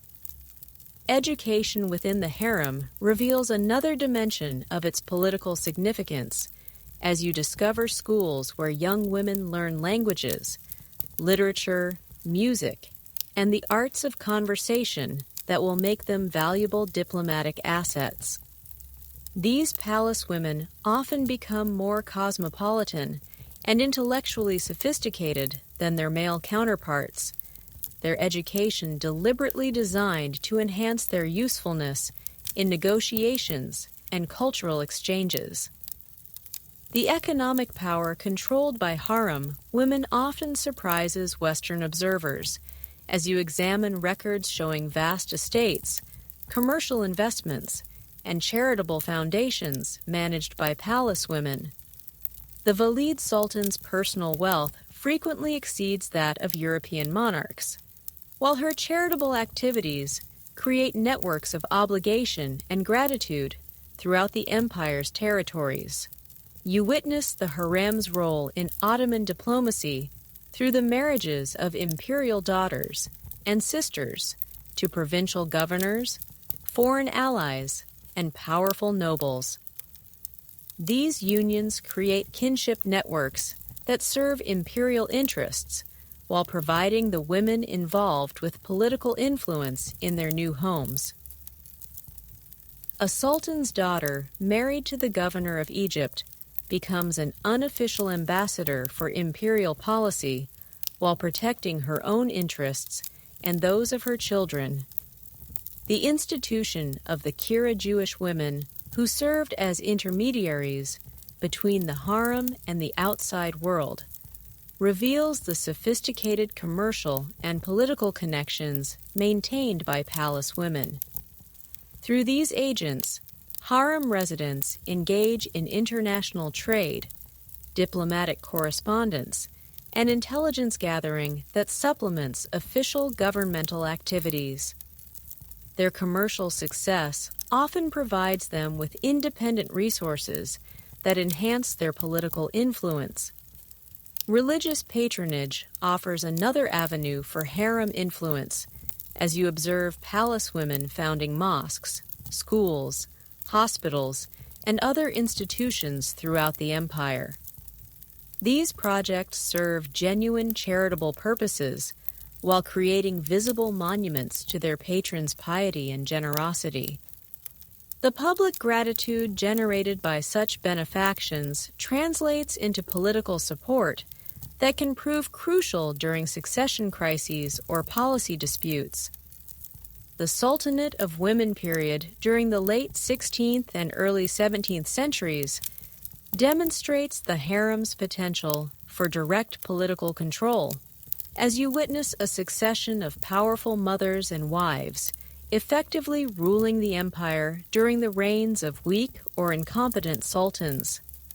Figures like Nurbanu Sultan, Safiya Sultan, and Kosem Sultan exercise authority that extends far beyond traditional feminine roles into military appointments, financial policy, and diplomatic negotiations. Historians still argue whether the political prominence of harem women during this period represented corruption of traditional Ottoman institutions or natural adaptation to changing imperial circumstances. The evidence suggests that female political participation increased when external pressures and internal challenges required maximum utilization of available talent, regardless of gender restrictions. You notice how the harem's political influence operates through indirect channels that make it difficult for contemporary observers and modern historians to trace precise mechanisms of power. Unlike European queens, whose authority derives from legal status and public ceremony, Ottoman palace women exercise influence through personal relationships, economic resources, and informal networks that leave fewer documentary traces. The training of eunuchs reveals another aspect of harem political organization, as you observe how these intermediary figures are carefully selected and educated to serve as reliable agents in the complex negotiations between feminine political power and masculine governmental authority. Their unique position outside normal gender categories allows them to move between harem and divan while maintaining loyalty to their palace patrons. The decline of harem political influence during the 18th and 19th centuries reflects broader changes in Ottoman imperial structure as European military pressure and internal reform movements gradually reduced the effectiveness of traditional palace politics. Yet even during periods of apparent decline, you observe individual women maintaining significant influence through strategic marriages, commercial activities, and religious patronage. The physical destruction of much of the old palace complex during the 19th century eliminates not just buildings, but entire networks of relationships and institutional memory that had sustained feminine political participation for centuries. The modernization efforts of sultans like Mahmud II and Abdul-Majid deliberately target traditional power centers that might resist imperial reform, including the political networks centered in the harem.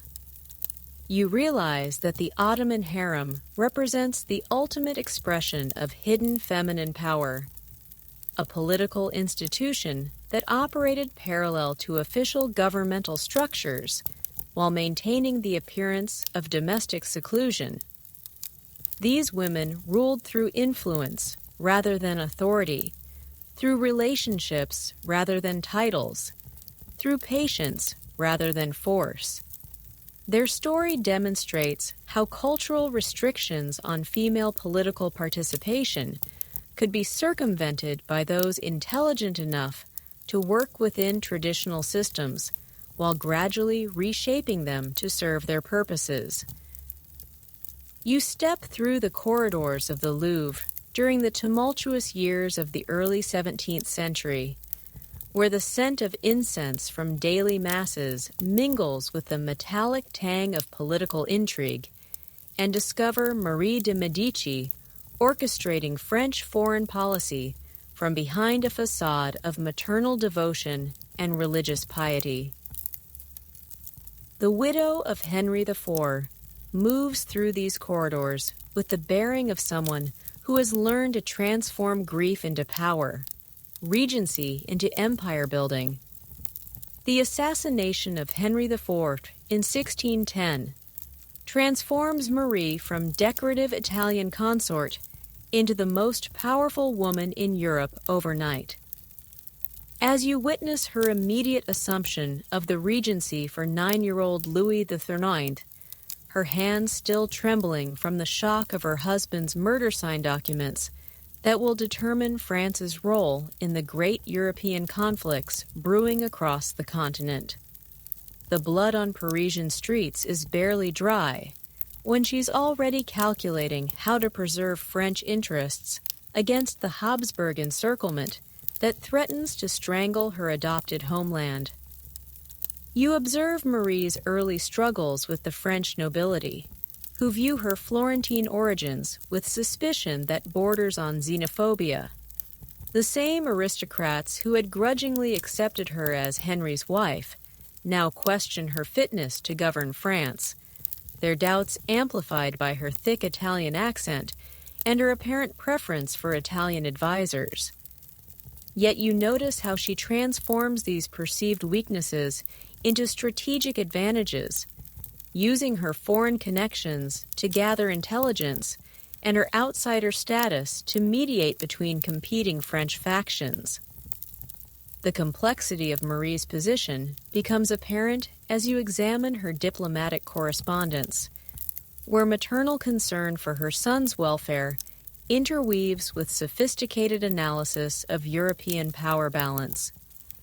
Her letters to the Pope reveal a woman using religious devotion as diplomatic currency, while her communications with Spanish ambassadors demonstrate her understanding that France must maintain peaceful relations with Habsburg territories despite fundamental conflicts of interest.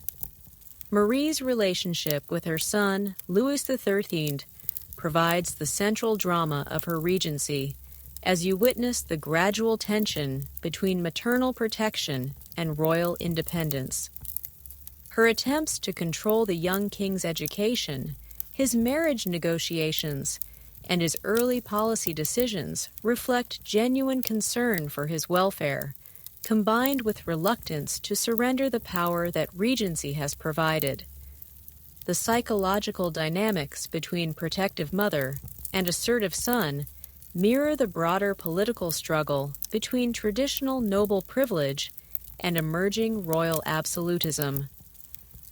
You discover that Marie's patronage of arts and architecture serves political purposes that extend far beyond personal taste or cultural prestige. The construction of the Luxembourg Palace represents not just architectural magnificence, but a statement about Medici resources and French royal stability.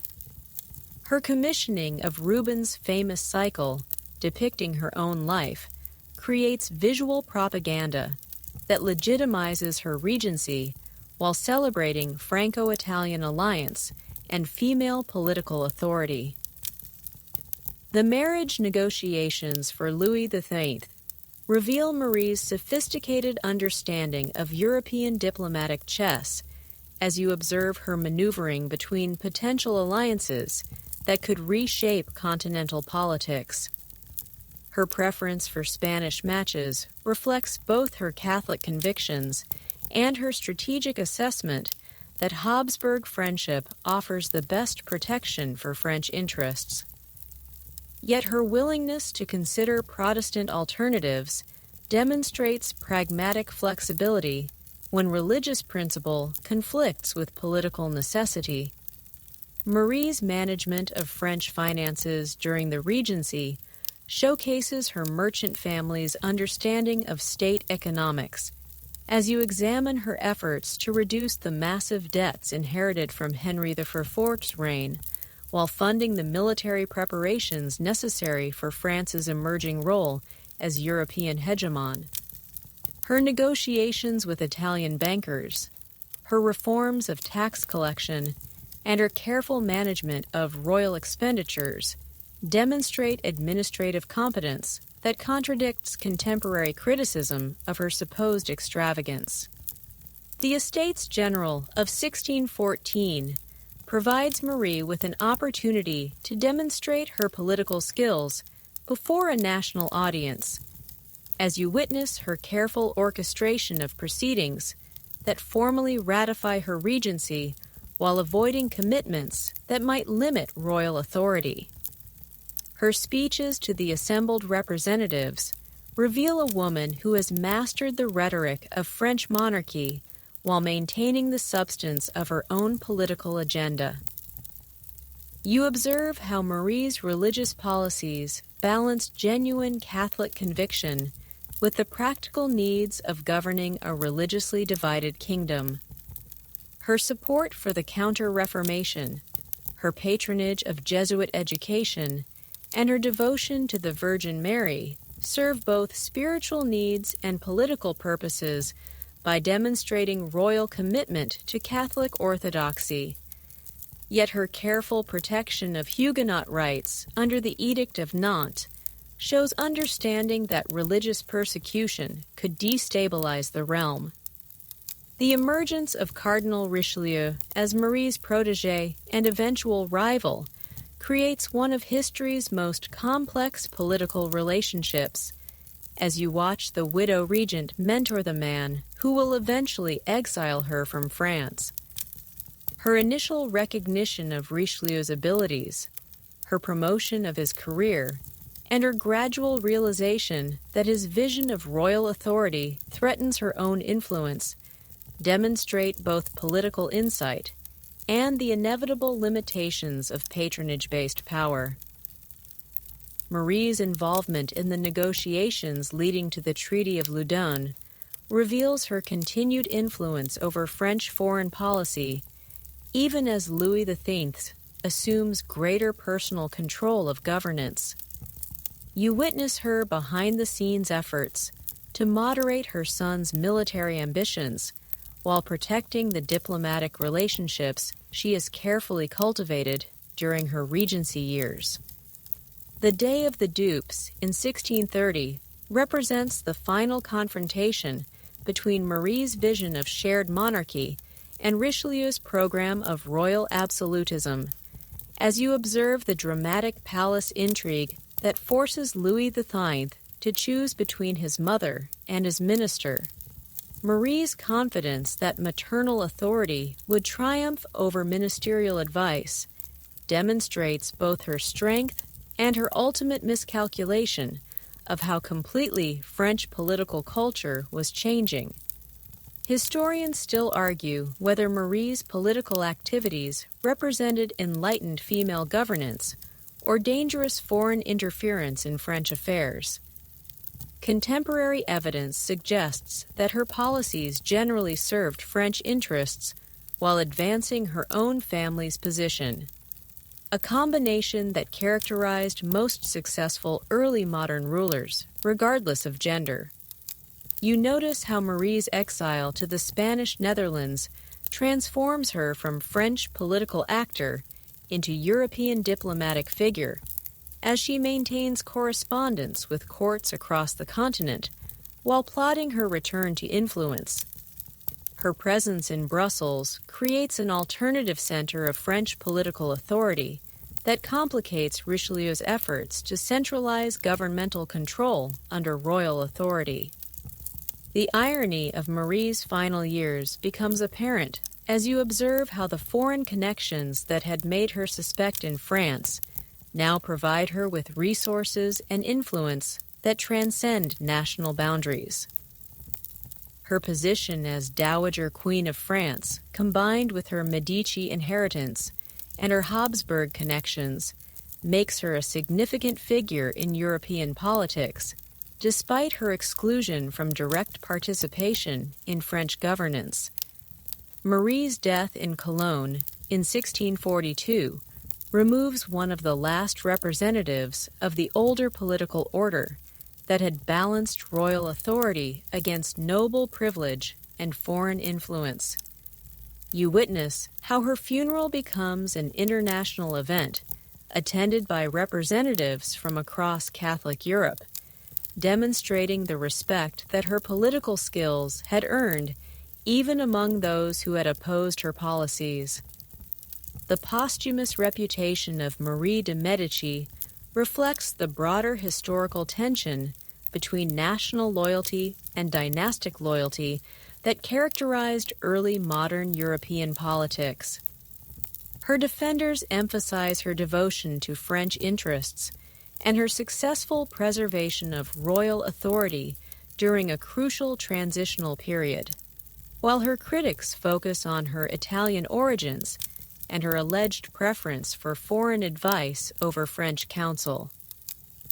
You realize that Marie de Medici represents the Queen Consort as international politician, someone who used traditional feminine roles to advance diplomatic agendas that transcended national boundaries while serving the interests of both her adopted homeland and her natal family.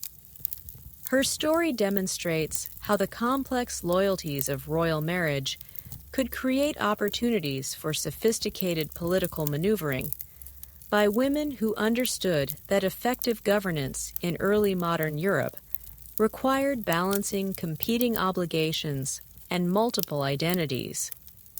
You step through the fog-shrouded corridors of Buckingham Palace, where the scent of Earl Grey mingles with whispered diplomatic secrets, and discover Queen Alexandra moving through the shadows of Edward VII's reign with the quiet determination of someone who understands that preventing wars requires more delicate work than winning them.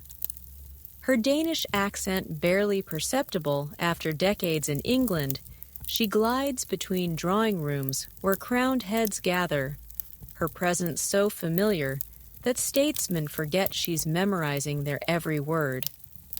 The princess who arrived from Copenhagen in 1863 brought more than Nordic beauty to her marriage with the future Edward VII. She carried the complex loyalties of a Danish royal family caught between German and Russian alliances. You observe young Alexandra's early recognition that her position as British princess would require careful navigation between competing family loyalties, as her father, King Christian, IX, his children, scattered across European thrones like pieces on a diplomatic chessboard. You witness Alexandra's gradual mastery of British court protocol, noting how she transforms her initial disadvantage as foreign princess into strategic advantage as European insider. Her sister Dagmar's marriage to the future Alexander III of Russia creates a direct connection to the Romanov court, while her brother George's succession to the Greek throne provides British influence in the Eastern Mediterranean. These family networks become Alexandra's private diplomatic channels, operating parallel to official governmental communications. The complexity of Alexandra's position becomes apparent during the Schleswig-Holstein crisis, as you observe her struggle between British governmental policy and Danish family loyalty. Her homeland's defeat by Prussian forces creates personal anguish that she must carefully conceal while maintaining the appearance of supporting British neutrality. Yet her private correspondence reveals how she uses her position to gather intelligence about German military capabilities and political intentions. You discover that Alexandra's famous beauty serves political purposes beyond mere social advantage, as her presence at diplomatic receptions and state functions creates opportunities for informal negotiations that supplement formal treaty discussions. Foreign ambassadors compete for invitations to her drawing rooms, where conversations about music and fashion mask discussions of military alliances and commercial agreements. Alexandra's relationship with her mother-in-law, Queen Victoria, reveals the intergenerational tensions within British royal diplomacy, as you witness conflicts between Victorian caution and Edwardian engagement with European politics. Alexandra's advocacy for more active British involvement in continental affairs often conflicts with Victoria's preference for splendid isolation, creating family dynamics that mirror broader debates about Britain's international role. The death of Victoria in 1901 transforms Alexandra from Princess of Wales into Queen Consort at a moment when European politics are reaching critical instability. You observe her immediate assumption of enhanced diplomatic responsibilities as she begins hosting an expanded series of royal visits and international conferences that will characterize Edward VII's reign. Her fluency in German, French, and Russian makes her invaluable as interpreter during complex multilateral negotiations.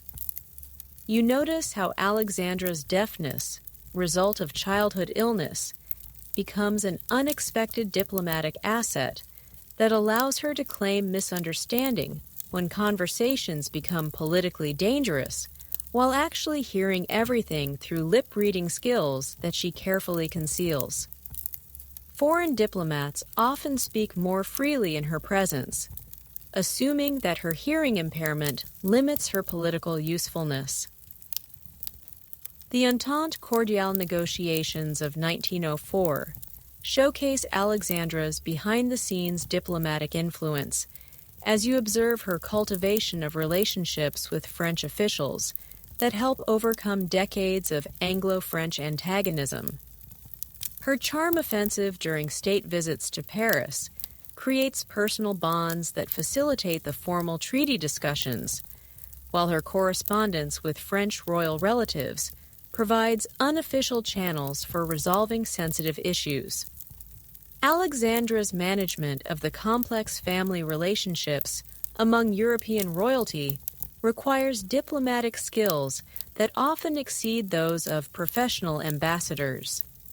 You witness her careful mediation between her brother-in-law, Kaiser Wilhelm II, and her nephew, Tsar Nicholas II, recognizing that personal slights and family grievances can escalate into international crises when they occur among crowned heads.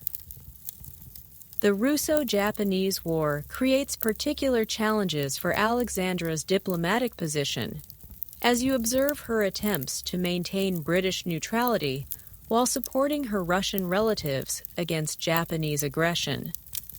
Her private correspondence with Tsarina Alexandra reveals the emotional toll of watching family members suffer military defeats while officially remaining neutral in British governmental policy. You discover that Alexandra's charitable activities, particularly her work with hospitals and nursing organizations, serve intelligence-gathering purposes that supplement official diplomatic reporting.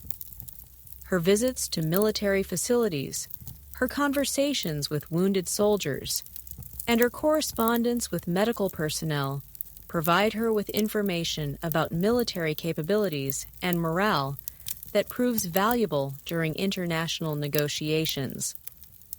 The naval arms race between Britain and Germany creates opportunities for Alexandra to exercise her most sophisticated diplomatic skills, as you witness her attempts to moderate the militaristic enthusiasms of both her husband and her German relatives. Her advocacy for limitations on battleship construction reflects both genuine pacifist conviction and shrewd assessment that uncontrolled military competition increases the likelihood of accidental war. Alexandra's role in managing the crisis surrounding the Dogger Bank incident demonstrates her understanding of how minor diplomatic disputes can escalate into major international conflicts. You observe her private interventions with Russian officials, her coordination with British naval authorities, and her successful efforts to prevent what could have become a disastrous Anglo-Russian war over a misunderstood fishing fleet encounter. The Moroccan crises of 1905 and 1911 reveal Alexandra's growing influence over British foreign policy as you witness her participation in the complex negotiations that maintain the balance between French colonial ambitions and German demands for commercial access. Her understanding of both French and German perspectives, gained through family connections and personal relationships, makes her invaluable as unofficial mediator. Historians still argue whether Alexandra's diplomatic activities represented appropriate queenly involvement in foreign affairs or dangerous interference in governmental policy. The evidence suggests that her interventions generally supported official British positions while providing additional channels for communication that proved particularly valuable during crisis situations. You notice how Alexandra's influence operates through personal relationships rather than institutional authority, making her diplomatic contributions difficult to trace in official records. Her effectiveness depends on the trust and affection she cultivates among European royalty, diplomats, and political leaders who value her discretion and appreciate her genuine concern for preventing armed conflict. The final years before World War I show Alexandra increasingly frustrated by her inability to prevent the alliance system from hardening into opposing camps, as you observe her desperate attempts to maintain family harmony among European royalty despite growing political antagonisms. Her correspondence reveals a growing awareness that personal diplomacy has limitations when confronted with nationalist passions and military planning. The outbreak of war in 1914 represents the ultimate failure of Alexandra's pacifist diplomacy. Yet you witness how her network of relationships continues to provide valuable intelligence and occasional opportunities for peace negotiations, even during active hostilities. Her position as enemy of her German relatives creates personal anguish, while potentially offering channels for ending the conflict through negotiated settlement. Alexandra's wartime activities demonstrate her adaptation from preventive diplomacy to wartime leadership, as you observe her transformation of drawing room negotiations into hospital administration, charity organization, and morale maintenance. Her visible dedication to war relief efforts helps maintain civilian support for military operations, while providing cover for continued intelligence gathering and occasional peace feelers. You realize that Queen Alexandra represents the Queen Consort as secret diplomat, someone who used traditional feminine roles to advance sophisticated peacekeeping agendas that operated below the threshold of official governmental attention. Her story demonstrates how family relationships among European royalty could be mobilized to prevent conflicts or manage crises when formal diplomatic channels proved inadequate. Her legacy lies not in treaties signed or battles won, but in wars prevented and crises diffused through the patient cultivation of personal trust and mutual understanding across national boundaries. You enter the amber-lit chambers of the Alexander Palace, where the scent of holy oil mingles with the whispered prayers of mystics, and discover Alexandra Feodorovna kneeling before icons in a desperate attempt to save both her son and her empire through divine intervention. The German princess who became Russia's last empress moves through these halls like a sleepwalker caught between two worlds. The rational enlightenment of her European upbringing and the mystical orthodoxy she has embraced with the fervor of a convert seeking salvation.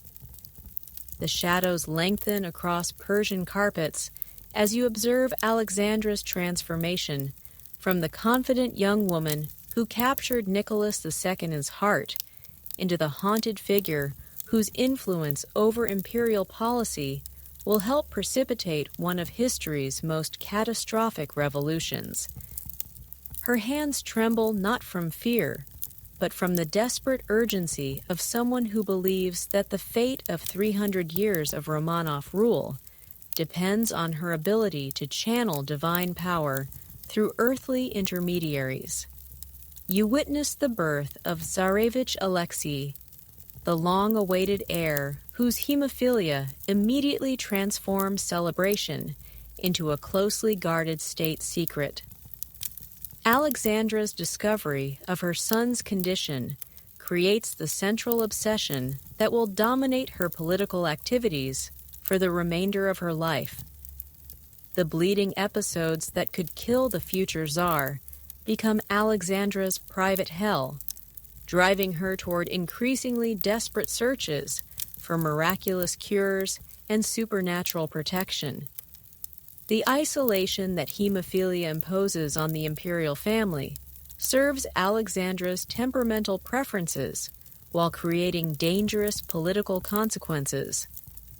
You observe how her need to protect Alexei from injury and publicity gradually separates the royal household from the broader Russian aristocracy, creating a court culture that operates according to mystical rather than political principles.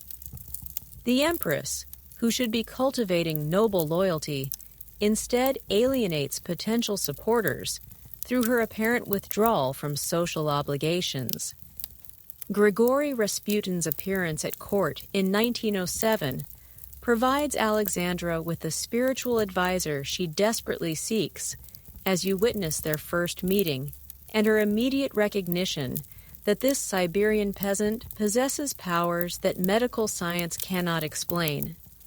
His apparent ability to stop Alexei's bleeding through prayer and hypnosis transforms him from court curiosity into imperial necessity, despite the obvious political dangers his presence creates. You discover that Alexandra's relationship with Rasputin extends far beyond her son's medical needs into comprehensive reliance on mystical guidance for political decisions. Her letters reveal how she consults the starets about ministerial appointments, military strategy, and legislative proposals, treating his peasant intuitions as divine revelation. The woman who should be advising her husband about governance instead channels the advice of a man whose understanding of statecraft derives from village politics and religious ecstasy. The outbreak of World War I transforms Alexandra's mystical preoccupations into direct political interference, as you observe her assumption of quasi-governmental authority during Nicholas's absence at military headquarters. Her letters to the Czar reveal a woman convinced that divine providence has chosen her to save Russia from military defeat and revolutionary chaos through spiritual intervention and authoritarian governance.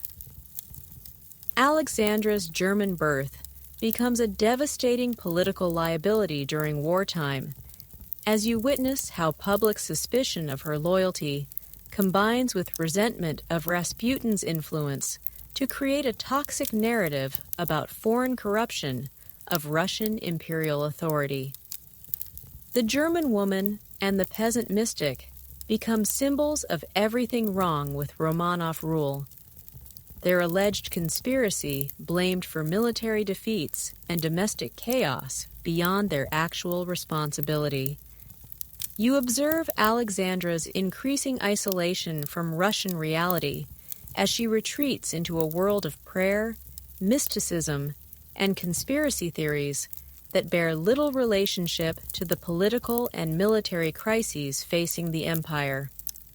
Her correspondence reveals growing paranoia about enemies within the court, combined with absolute confidence that divine intervention will ultimately vindicate her policies and destroy Russia's enemies.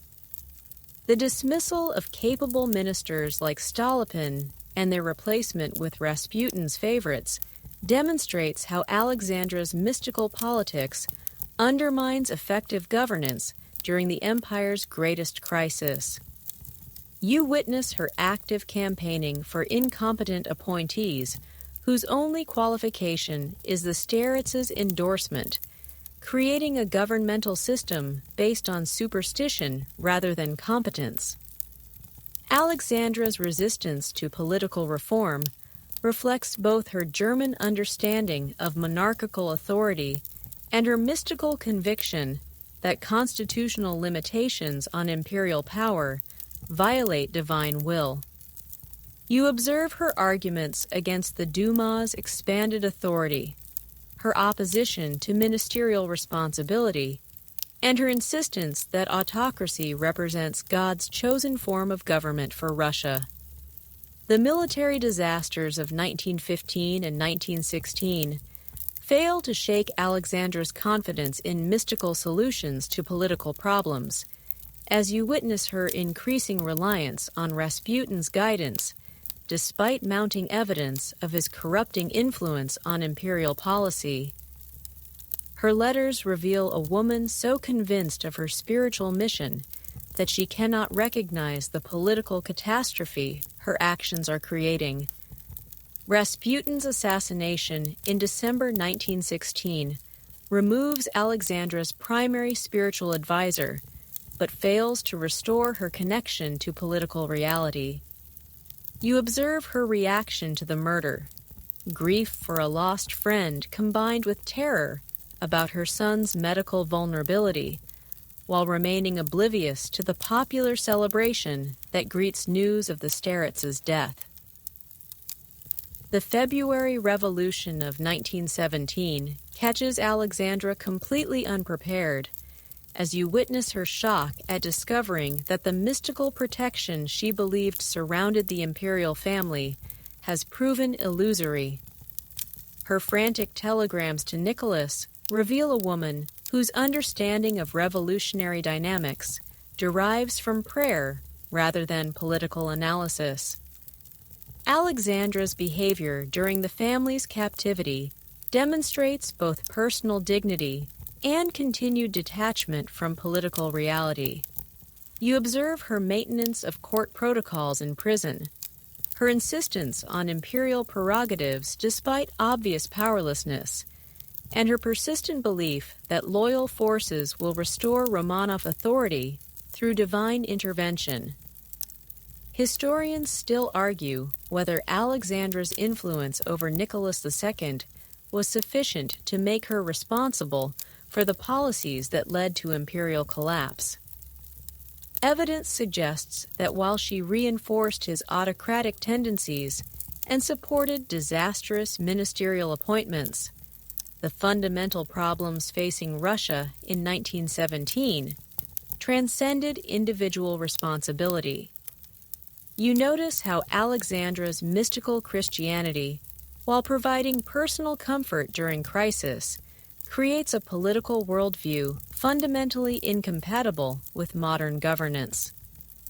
Her belief that earthly authority derives from divine appointment makes compromise and constitutional limitation appear not just politically unwise, but spiritually heretical.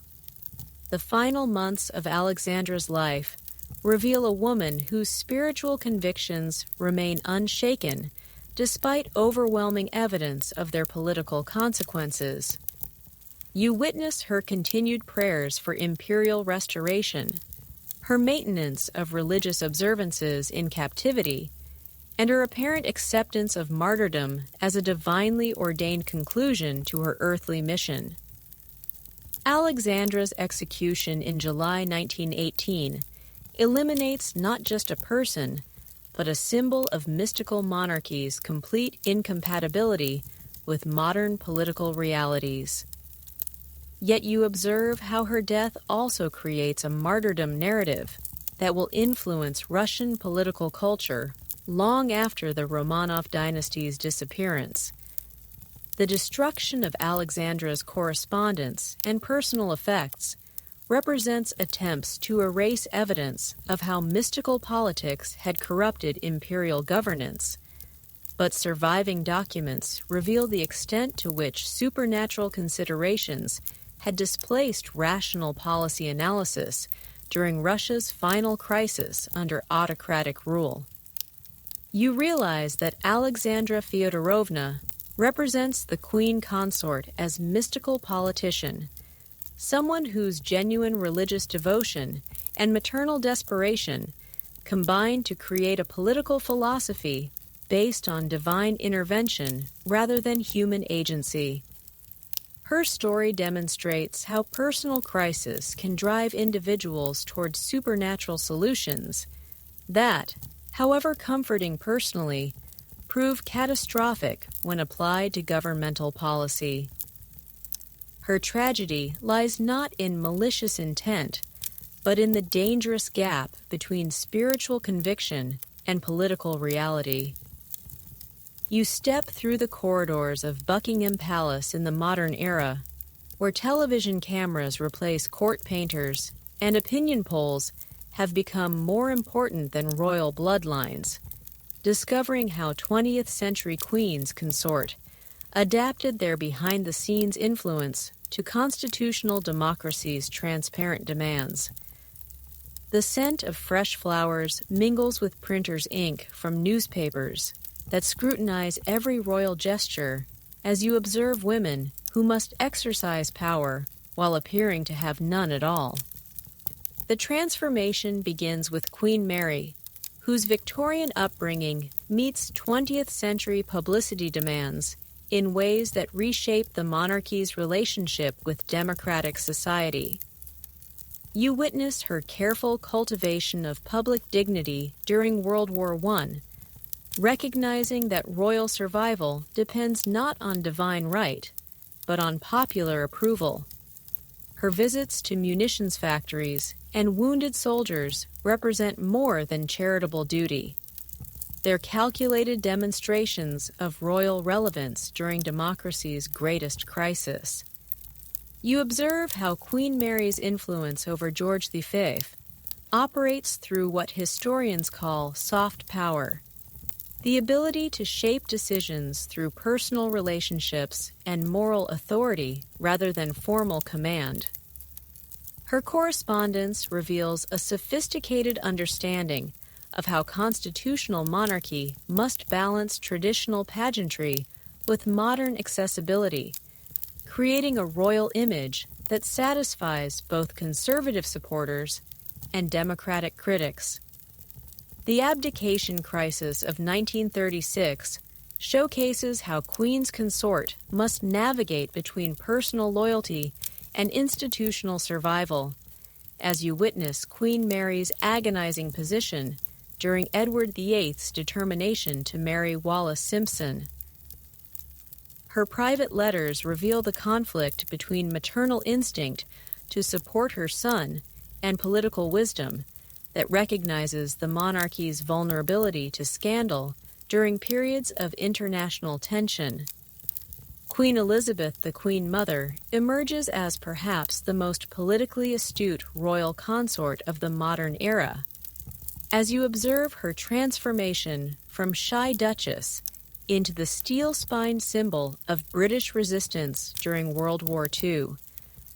The Blitz provides her with opportunities to demonstrate royal courage while building the personal popularity that will sustain the monarchy through decades of social transformation. You discover that the Queen Mother's influence during her husband's reign extends far beyond ceremonial functions into active participation in governmental decision-making. Her presence at weekly audiences with prime ministers, her correspondence with political leaders, and her behind-the-scenes interventions in sensitive policy matters demonstrate how constitutional monarchy can accommodate informal female political participation. The challenge of maintaining royal influence within democratic frameworks requires increasingly sophisticated public relations management, as you observe how mid-century queens consort master the art of appearing apolitical while actually advancing specific policy agendas. Their charitable patronages, their ceremonial appearances, and their carefully scripted public statements serve political purposes disguised as traditional female activities. Queen Elizabeth II's accession transforms the dynamics of royal marriage, as you witness Prince Philip's adaptation to the unprecedented role of consort to a reigning queen. His experience reveals the gender assumptions embedded in traditional monarchy as he struggles to maintain masculine dignity while officially subordinated to his wife's constitutional authority. Their partnership demonstrates how changing social attitudes toward gender roles affect even the most traditional institutions. You notice how television transforms the possibilities and limitations of royal influence, as cameras bring Queen's consort into subjects' homes while simultaneously constraining their ability to engage in private political maneuvering. The medium that makes them more visible also makes them more vulnerable to criticism, requiring new forms of discretion and diplomatic skill. The evolution of royal marriages during the later 20th century reflects broader changes in women's social roles, as you observe how Princess Margaret, Princess Anne, and later Diana, Princess of Wales, navigate between traditional royal duties and modern expectations of female independence. Their struggles reveal the tensions between institutional requirements and personal autonomy that characterize women's experiences across society. Diana's transformation from shy kindergarten teacher into global humanitarian demonstrates how modern Queen's Consort can transcend national boundaries to exercise international influence. You witness her evolution from decorative royal wife into independent political actor whose campaigns against landmines and AIDS stigma demonstrate soft power's potential for addressing global challenges.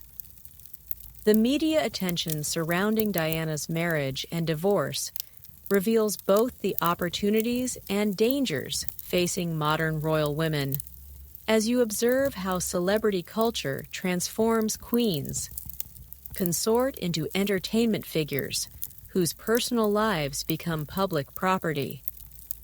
Her story demonstrates how traditional royal privacy becomes impossible in the age of tabloid journalism and global communication. You discover that contemporary queens consort must balance multiple and sometimes contradictory expectations, remaining politically neutral while supporting important causes, maintaining dignity while being accessible, preserving tradition while adapting to social change. Their success requires diplomatic skills that often exceed those demanded of elected politicians. The role of Camilla, Duchess of Cornwall, demonstrates how modern royal consorts must overcome negative publicity through patient demonstration of competence and commitment. You observe her gradual transformation from controversial figure into respected working royal through strategic charity work, careful public appearances, and consistent support for her husband's initiatives. Modern queens consort operate within constitutional frameworks that officially limit their political role while providing numerous opportunities for informal influence. You witness how they use patronage of charitable organizations, participation in state ceremonies, and cultivation of relationships with political leaders to advance policy agendas that serve both royal interests and broader public welfare. The international dimensions of modern royal influence become apparent through state visits, diplomatic receptions, and cultural exchanges that strengthen bilateral relationships while advancing specific political and economic objectives. Queens consort serve as unofficial ambassadors whose personal charm and cultural knowledge can facilitate negotiations that formal diplomacy finds difficult to achieve. Historians still argue whether modern queens consort possess real political influence or merely provide decorative legitimacy for democratic governments that have outgrown monarchical authority. Evidence suggests that their influence varies dramatically based on individual personality, political circumstances, and their ability to adapt traditional roles to contemporary requirements. You observe how social media creates new opportunities and challenges for royal women, as platforms like Instagram and Twitter allow direct communication with subjects while also exposing them to immediate criticism and constant scrutiny. The democratic potential of social media conflicts with traditional royal mystique in ways that require careful management. The emphasis on environmental protection, mental health awareness, and international development that characterizes contemporary royal charitable work reflects both genuine personal commitment and shrewd recognition of issues that transcend partisan political divisions while addressing urgent social needs. You notice how modern queens consort must demonstrate their value to taxpayers who fund royal activities, requiring them to justify their positions through measurable achievements and visible public service, rather than simply existing as symbols of national unity and historical continuity.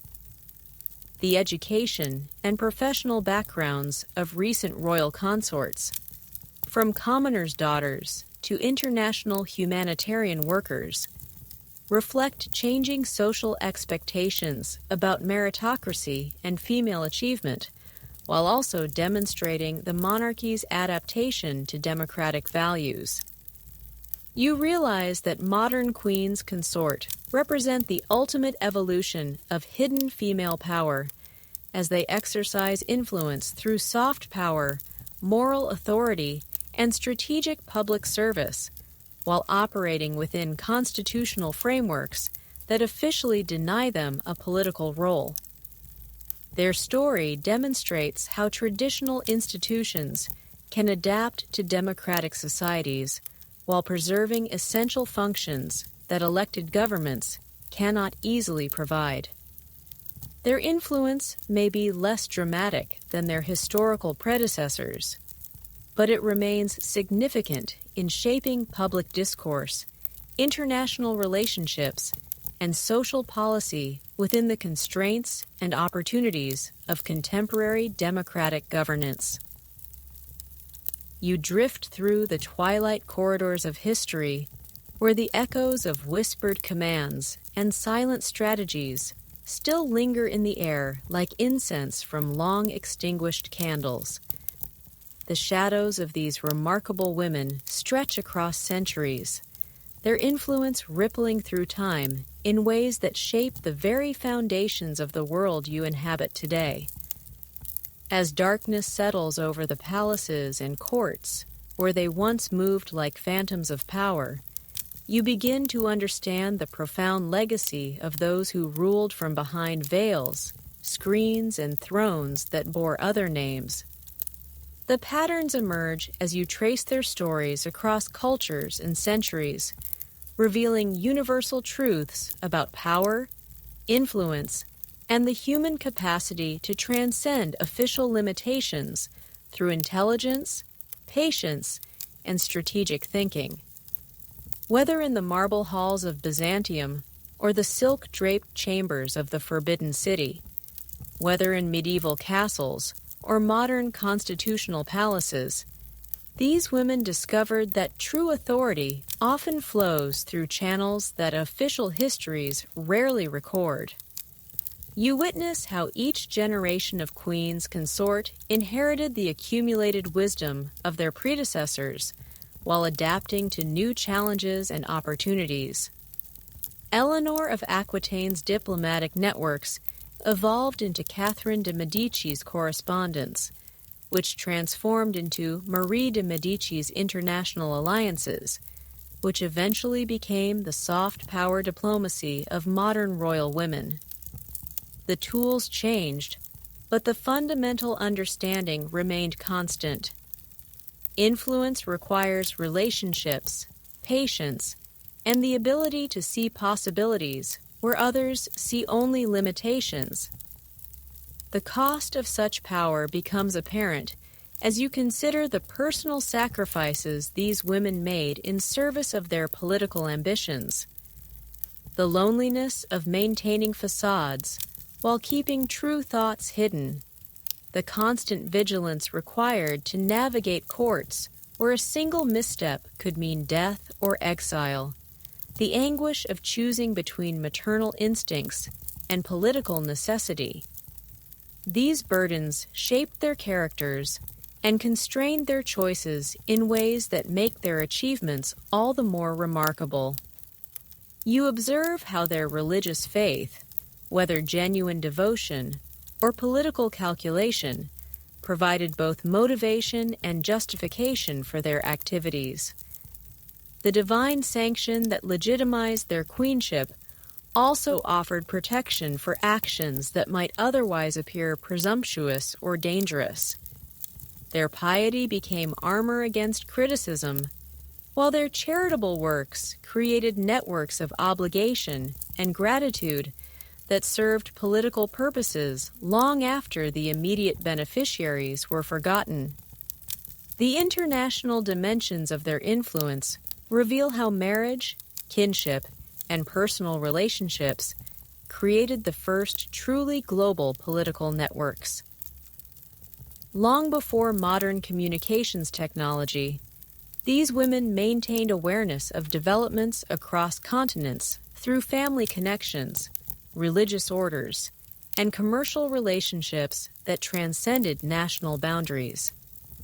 Their correspondence networks served as early warning systems for political crises and opportunities that official diplomacy often failed to anticipate.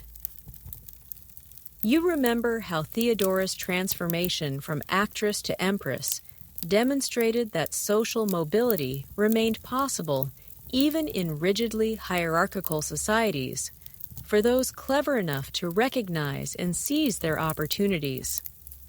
Her story echoes through the centuries in the rise of other remarkable women who refused to accept the limitations imposed by birth, circumstance, or gender expectations. The tragedy of figures like Alexandra Feodorovna reminds you that intelligence and dedication cannot always overcome historical forces beyond individual control. Yet even their failures provide lessons about the dangers of substituting wishful thinking for realistic analysis. Their mistakes illuminate the boundaries of personal agency, while their successes demonstrate its remarkable potential when properly directed.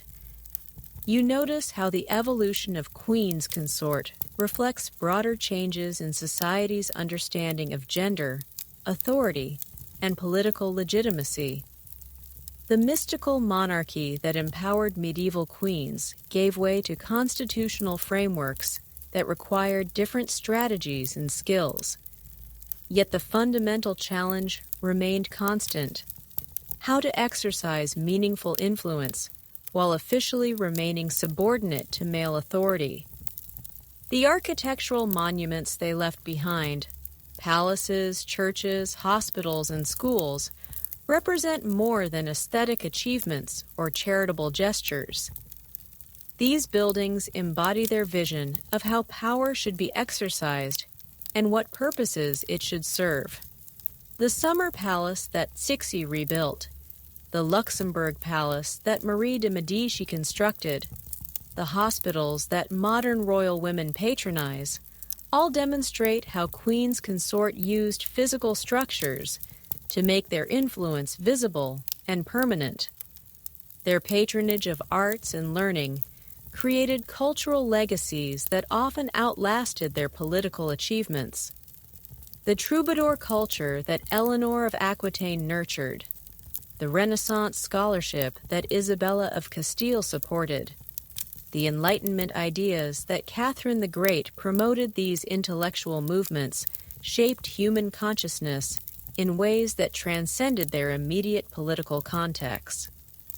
Historians still argue whether these women advanced or hindered the cause of female equality, whether their success within traditional systems legitimized those systems or demonstrated their potential for transformation. Perhaps both interpretations contain elements of truth, reflecting the complex reality that progress often occurs through accommodation as much as confrontation. You realize that their stories offer timeless lessons about leadership, influence, and the patient cultivation of power in circumstances that might seem hopeless to less determined individuals. Their techniques, the strategic use of information, the careful building of alliances, the transformation of apparent weaknesses into hidden strengths, remain relevant in any context where official authority and real influence operate according to different rules. The modern queens consort you observed demonstrate that even in democratic societies, there remains space for the kind of informal influence that these women perfected over centuries. The constitutional frameworks that officially constrain royal political participation create new challenges that require adaptation of traditional techniques rather than their abandonment. As the shadows deepen and the last light fades from ancient windows, you sense that the legacy of these remarkable women extends far beyond the specific achievements recorded in history books. They changed fundamental assumptions about what women could accomplish, what power looked like, and how influence operated in human societies. Their whispered commands still echo in the corridors of power. Their strategic thinking continues to influence political behavior, and their example provides inspiration for anyone who must work within restrictive systems while pursuing transformative goals. The queens behind the throne proved that visibility and authority are not synonymous, that patience can be more powerful than force, and that the most lasting influence often operates through channels that leave few traces in official records. Their stories remind you that true power lies not in commanding attention, but in shaping outcomes, not in claiming credit, but in achieving results, not in breaking barriers, but in moving through them with such skill that observers never realize how completely the landscape has been transformed. In the gathering darkness of this final moment, you understand that these women's greatest achievement was not any single political victory or dynastic success, but their collective demonstration that human potential cannot be contained by social expectations, legal limitations, or cultural assumptions. They proved that extraordinary individuals can transcend extraordinary circumstances through intelligence, determination, and the courage to pursue influence through whatever channels remain available. Their legacy whispers still in every corridor of power, every boardroom, every place where important decisions are made through relationships, persuasion, and the patient accumulation of trust and obligation. The queens behind the throne created a template for hidden influence that continues to shape how power operates in human societies. Their phantom presence, a reminder that the most important rulers are often those whose names never appear on official documents, whose commands are never recorded by historians, yet whose influence shapes the destiny of nations and the course of human civilization. The candles flicker and die. The shadows claim their ancient domain, and you drift towards sleep, carrying the whispered secrets of women who proved that true queens need not wear crowns to rule the world.